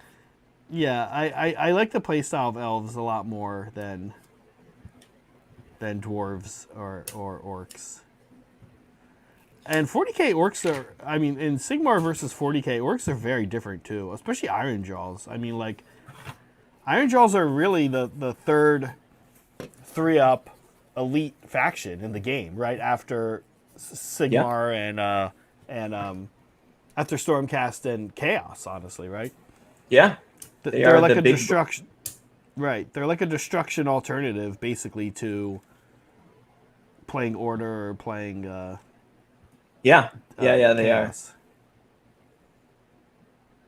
They're like those without the tricks, right? They don't have eyes of the gods. They don't have the utility of Stormcast. Right. Just I mean, nice, in general, honest. right.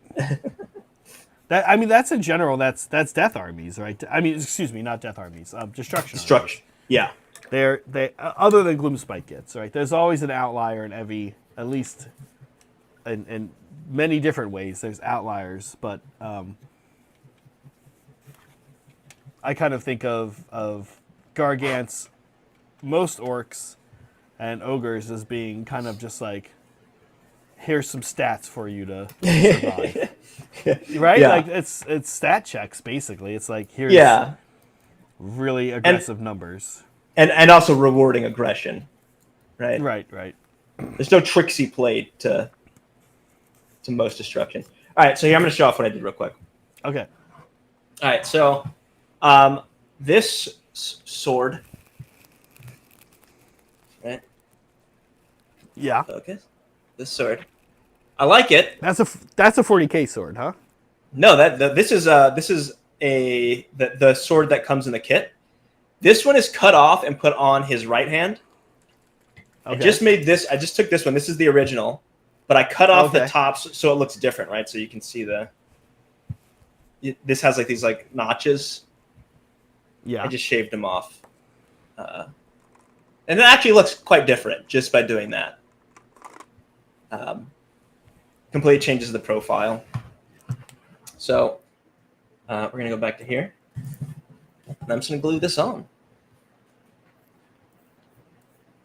I think it goes like, I got to figure out how this goes on here. Okay, it goes like that.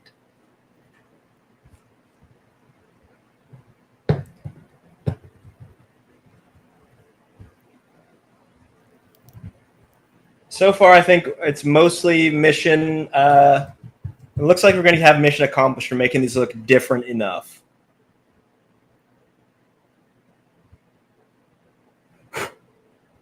Okay.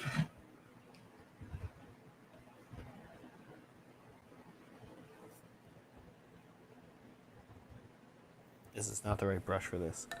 You ever do that? You're like, God damn it. Oh, yeah. It's like, oh, wait, no, this is not working. Especially if you really want to, if you're really rooting for that brush. I don't have that problem. I really wanted you to be able to do. I really wanted you to be able to do this. I really wish you were good enough to do this, but you're just not. You're just not.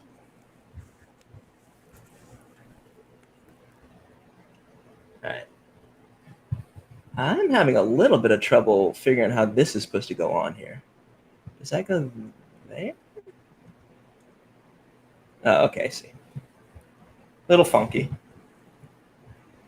I'm putting a little bit of the Crimson Shade, the Citadel Crimson Shade, Carlsberg. What's it called? Garberg Crimson. Around these guys.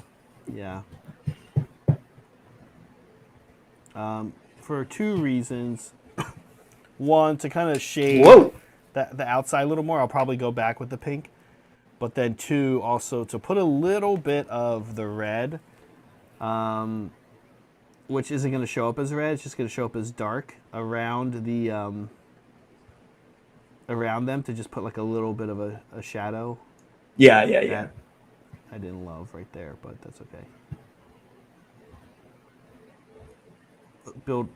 Create a little depth look here, and like I said, I'll probably go back with the pink. I mean, I know I will as soon as I'm done here. All right, I'm gonna add the shoulder pads, 17 and 6. It says. Yeah, so that's gonna be 6. Not 17.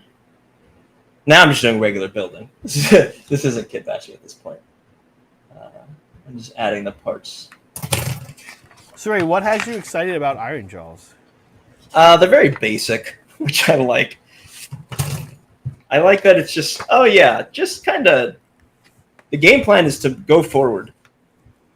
Right. Which I can appreciate. It's fun to play armies like that every now and then. Yeah. They're like a more aggressive version of the armies I already play. No tricks, just running for. Hold on, I'm having. Who made this? 17. There we go. Ironjaws might be the most. Maybe tied with Gargants is the most straightforward army. Yeah, most just go towards them. Yeah, just do this one thing. That's all you have to do. I'm really excited about the prospect of 5 damage weapons.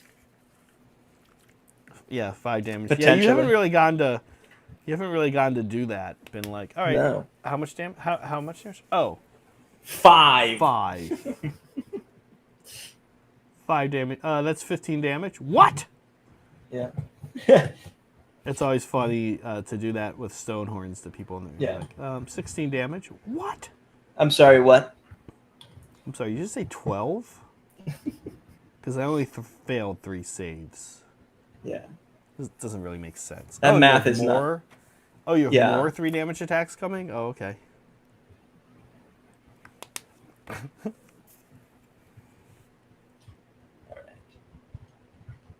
This brush really is not up for this task. All right. Then I gotta find number 6. Putting on the shoulder pads now. Of our. What did we say this guy was? Oh my gosh, Gouger. Maw Grunta Gouger. Also, I decided I'm going to paint them orange.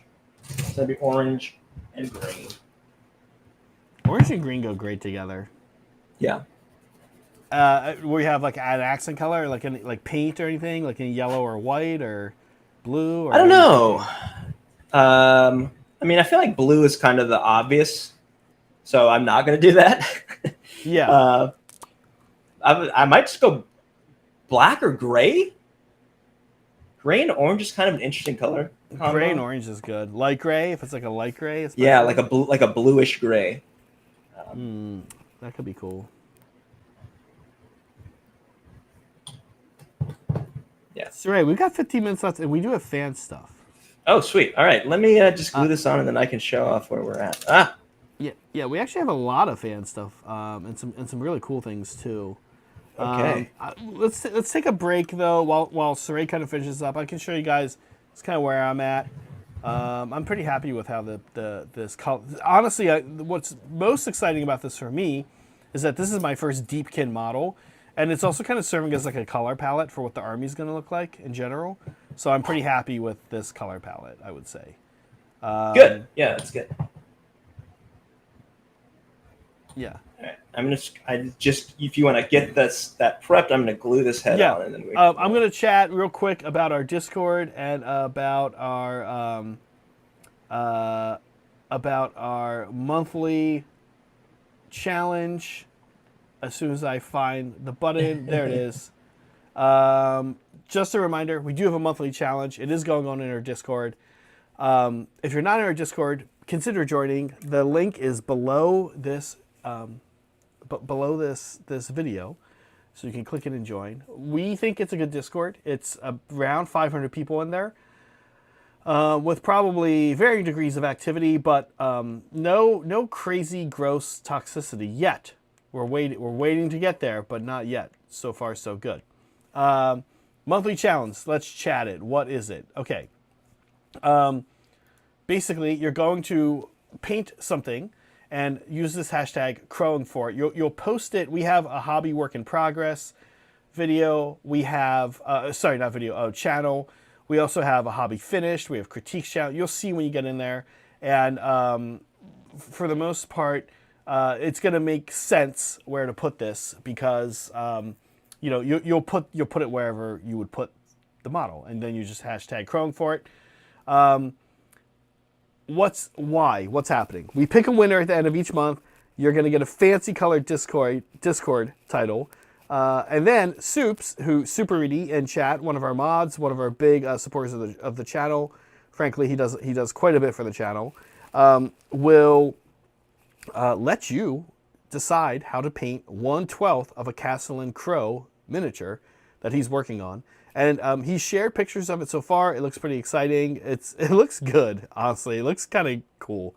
It doesn't look as insanely stupid as you might imagine with so far 9 different people picking how it should look. We also send out typically a physical prize.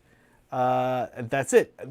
We finally, at the end of the year, someone's going to get this crow miniature. Now, each month there's a theme. This month's theme is spooky because it's Halloween. It's October. Okay, that's it. That's how it works. OC, to answer your question, I don't think any of us are going to SoCal Open. I'll be honest with you. We go to a lot of events, and we do go to a lot of events in Southern California. We're going to Old Town Throwdown Teams. I'm going to bring Saray back in here. We're going to Old Town Throwdown Teams in December. We tend to prefer Old Town Throwdown to SoCal. I'll be honest with you. We went to SoCal last in. Did we go last year? No, year before. Year before. I think. Yeah. I find I haven't been impressed with the SoCal event. It's held at the Del Mar racetrack in Del Mar, which is down by San Diego. Last time, it's kind of a giant airport hangar. It feels like all the armies turned gray, yellow, and because of the lighting. Also, they had like one food truck, like out there. So I'm kind of like, I'm not sure. Yeah, I haven't been impressed. And we go to so many events that. Some of the kind of basic, this isn't necessarily like a dig specifically on Frontline, but if all they're doing is saying, here's a location, everyone's playing a game, go play, I'm kind of looking for a little bit more. So like Old Town Throwdown has like a really cool community feel, which is amazing. And then, or we'll go to a big one. We do love like Vegas. Nova and Vegas is Frontline. They do a great job. The job they do at Vegas is amazing. I get that doesn't make sense in all these smaller venues, but the kind of smaller venue ones are, they're sort of just like, hey, we put up some tables and chairs and terrain and you come play. So to do that, we have to kind of shut the channel down. We stream a lot over the weekend, so we have at least 2 streams over the weekend and a stream on Monday. So anytime we go to an event, we typically miss 3 streams, which is a lot. Yeah. So it's got to kind of be worth it. Is the point? No dig against Frontline Gaming and their events. Like I said, we always go to Vegas. We're going to Vegas this year. So, Ray, you ready to trash fan stuff? I'm ready.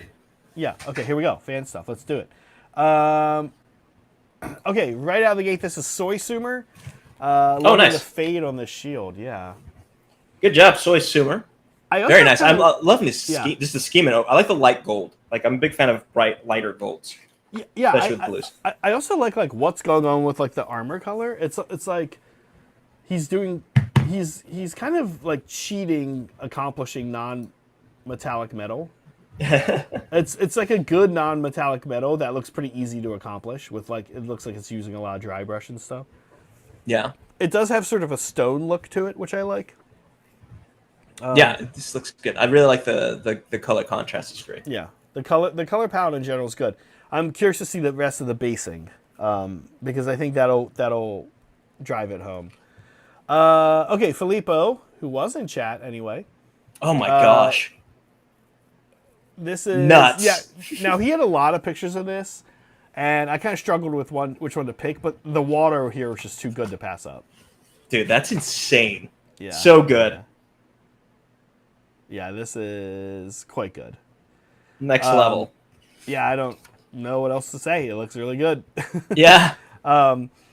This is great. I have here on my table, I have, speaking of Deepkin, I have Eidolon. I have the 2 Eidolons. I have the Sea and Storm one, and I have their capes or water like this. So I might study what Filippo has done here and see if I can replicate. Yeah, it definitely. It's kind of insanely good.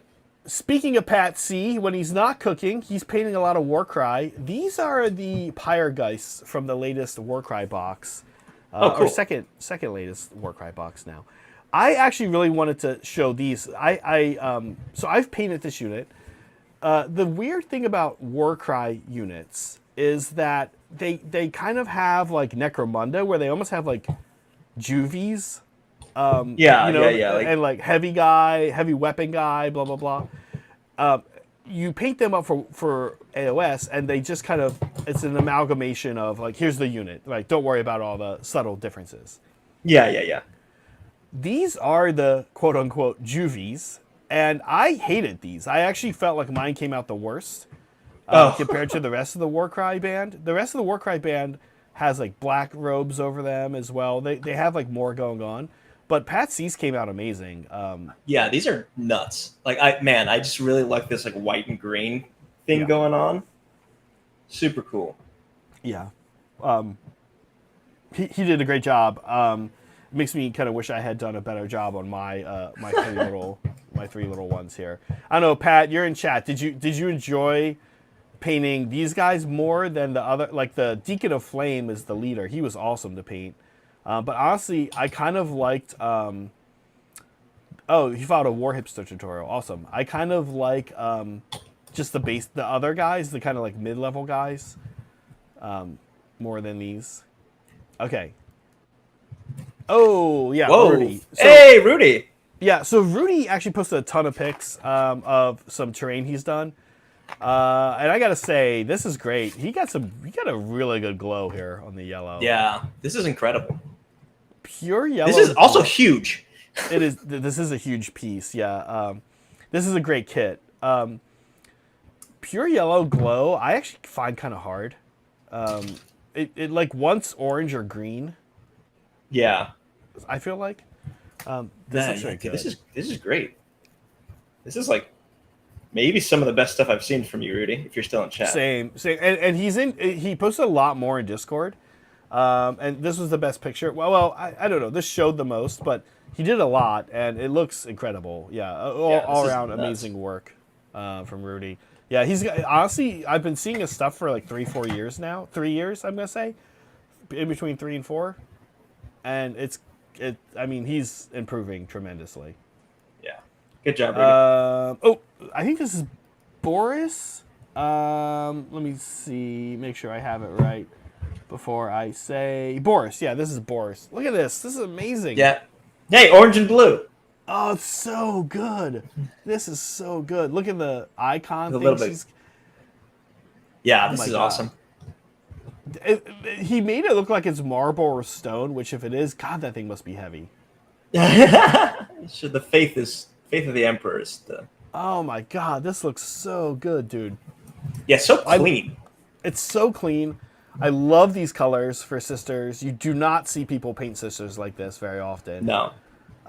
This is just, I mean, everything about this is great. This blew me away when I saw this. This is very cool. And sisters are this army that I'm like, kind of like meh on, but also like low key think they're sort of cool. I feel like I think they're one of the visually some of the coolest. I think so too. Yeah, it's funny. You know, when you talk about lore, visuals, and play style, right? Yeah. Their lore doesn't super excite me at all. I'm not really into fanatic religious people, even though that's kind of what Daughters of Cain are. But it's cool when the fanatic people are, when it's elves and the fanaticism is murder, right? Are you sure you're not into sisters? Maybe, right? I know. Visually, they're awesome. And playstyle, I think I would enjoy them. They're kind of like the ultimate mid-level, just middle of the road, honestly. Playstyle. Well, weirdly, I think they are what Space Marines used to be. Kind of is the kind of feeling I get from them. They're a little bit. They're like the. Here's your firstborn Marines. Right. Yeah. Okay, this was Saul. This was. Yeah, Saul put Saul. I was like, Dog. who? This was Dog. This is Dog. Dog the bounty hunter in our chat. Saul posted a lot of pics up. He did a lot. He accomplished a lot recently, and I thought that this was the best picture probably that he posted. So he was mentioning the GSC earlier, so yeah, it's good to see it. They look great. There was a lot of like gene stealers as well that look different, right? Because they're like the actual Tyranids. Looks amazing. I love. I don't know. I love this guy. I love all the little Gene Stealer characters, cult characters. The cult characters are amazing, and you Yeah. painted them awesomely. Yeah, nice work, Saul. Again, go in Discord because he has many more. This is Ty. So nice. Ty is making a Cities of Sigmar army, and he's doing a lot of custom stuff. I see. So yeah, this is going to be a steam tank for sure, I'm guessing. Yeah, somewhere between a steam tank and a land ship.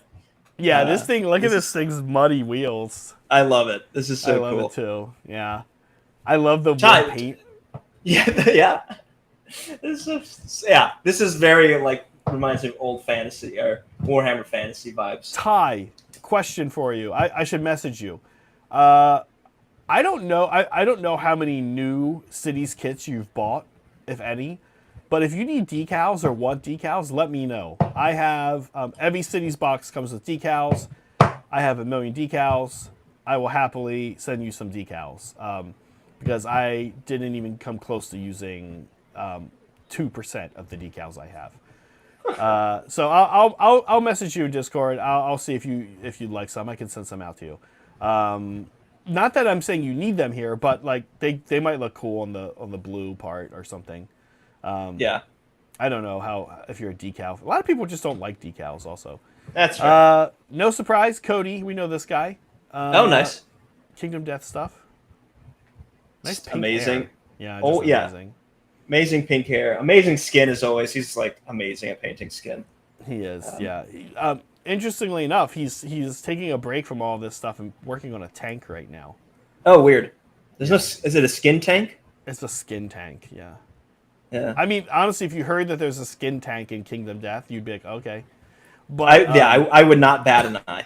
Right. It's not skin, and it's not even a Kingdom Death model. It's for some other game. Cody plays all these weird backwoods games. Backwoods game. This weird game called Bolt Action. Never heard of it. Yeah, he plays like these. Yeah, just like hipster games.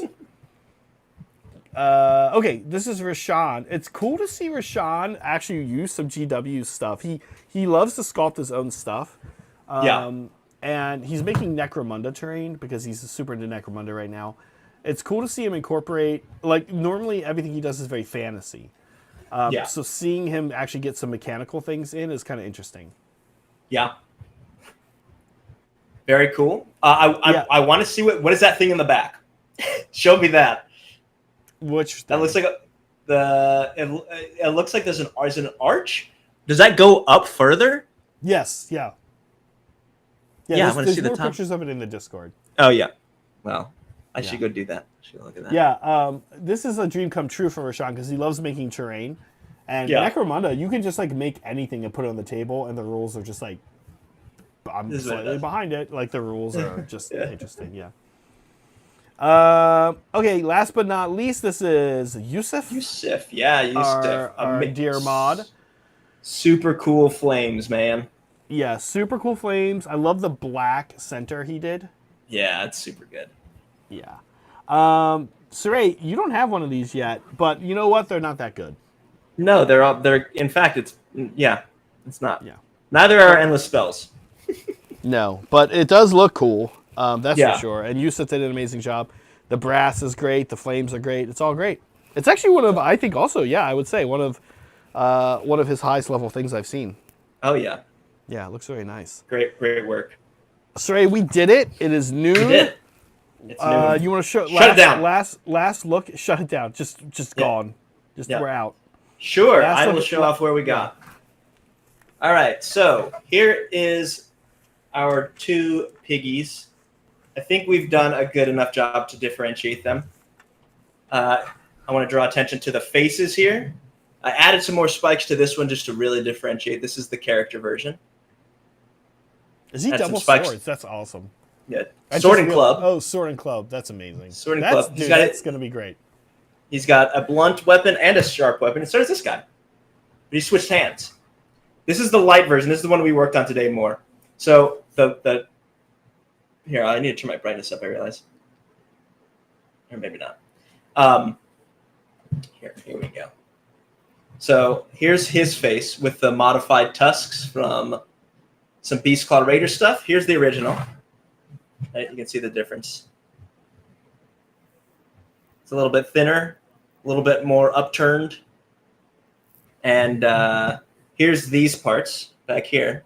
Nice. These are the lighter armors, quote unquote. Now that's versus like, yeah, versus the actual that. metal, the metal. Yeah. Now, like, that's like a tortoise shell, really, like some kind Yeah. of.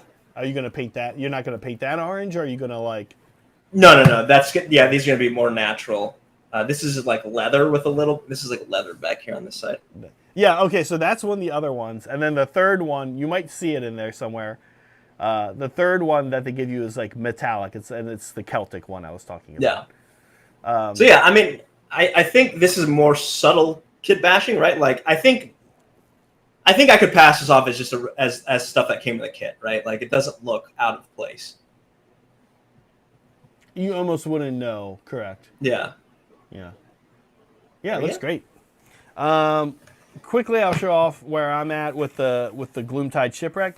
You can see the red around there actually adds a lot. It builds a lot of contrast and helps those pop a bit. So I'll go back, pink those up a little bit more. And if you want to know what I'm talking about, you can compare it to ones I have not done the red to yet. There's the red around it. Here's no red around it. The contrast is kind of nice. Oh, that's super nice. Yeah, then I got to figure out what else I want to do. There are some, like I said, there's some sea creatures down here, but I think I'll wait to paint them until the other sea creatures. A lot of it I'm going to leave ghostly, but I do think I want to address the bell. I think what I'm going to do with the bell is put a little card back here, whoosh, airbrush carefully. I think I want the bell to be a little greener. It's already kind of green, but I want it to look like it's glowing a bit, like green. Yeah. Because it is sort of a focal point. Now, the weird thing about the Gloomtide shipwreck, it might be the best piece of faction terrain in the game. Its rule is very simple. If you're cavalry or infantry within 6 inches of it, deepkin, you get +1 to your save. Pretty good, honestly, right? Yeah, the best thing about it, though, is it could be one piece, which, by the way, it almost like slots together like a toy. Look at this. Oh, wow. Yeah. With 14 wounds, and you choose this when you set up, or you can set 2 down. And they don't even have to be like, if they're together, they have to be like within 3 inches of each other, like this. You have to say that. Or you can set 2 down in 2 different parts of the board, and they give the same benefit. So now you have 2 pieces of terrain at +1. The only That's difference insanely good. Instead of having 14 wounds, they have 7 wounds. Wow. Yeah, it's kind of an amazing piece of terrain. So I think, it would be matchup dependent if I make 1 or 2. But man, having 2 and having your whole army, that means your whole army, by the way, turn 1, not a KO friendly army. Your whole army turn 1, -1 to hit because of the tides, and +1 save because of the boat. So they're pretty set up to not get shot off the board turn 1. Saray, we did it. We're gonna say bye to you as we thank our mandrills. Bye, Saray. Bye. Thank you, mandrills, everyone, for the support. Thank you for all the super chats. Thank you for the member super chats. It's nice to see those. Please make sure you use those if you have them. Those are a gift from YouTube to you. But we like them because we really the people on the channel can turn them off. Some places will turn those off, but please keep those coming. We like the questions more than we like you not asking a question because you don't want to spend the money. So we super appreciate that. If you are a hobby hang person, I'll probably be in there a little bit later today. I'm going to get some food, chill for just a little bit, but be in there a little bit this afternoon. Thanks, everybody. Be kind to each other. Be kind to yourselves. Always be creating. See you, folks.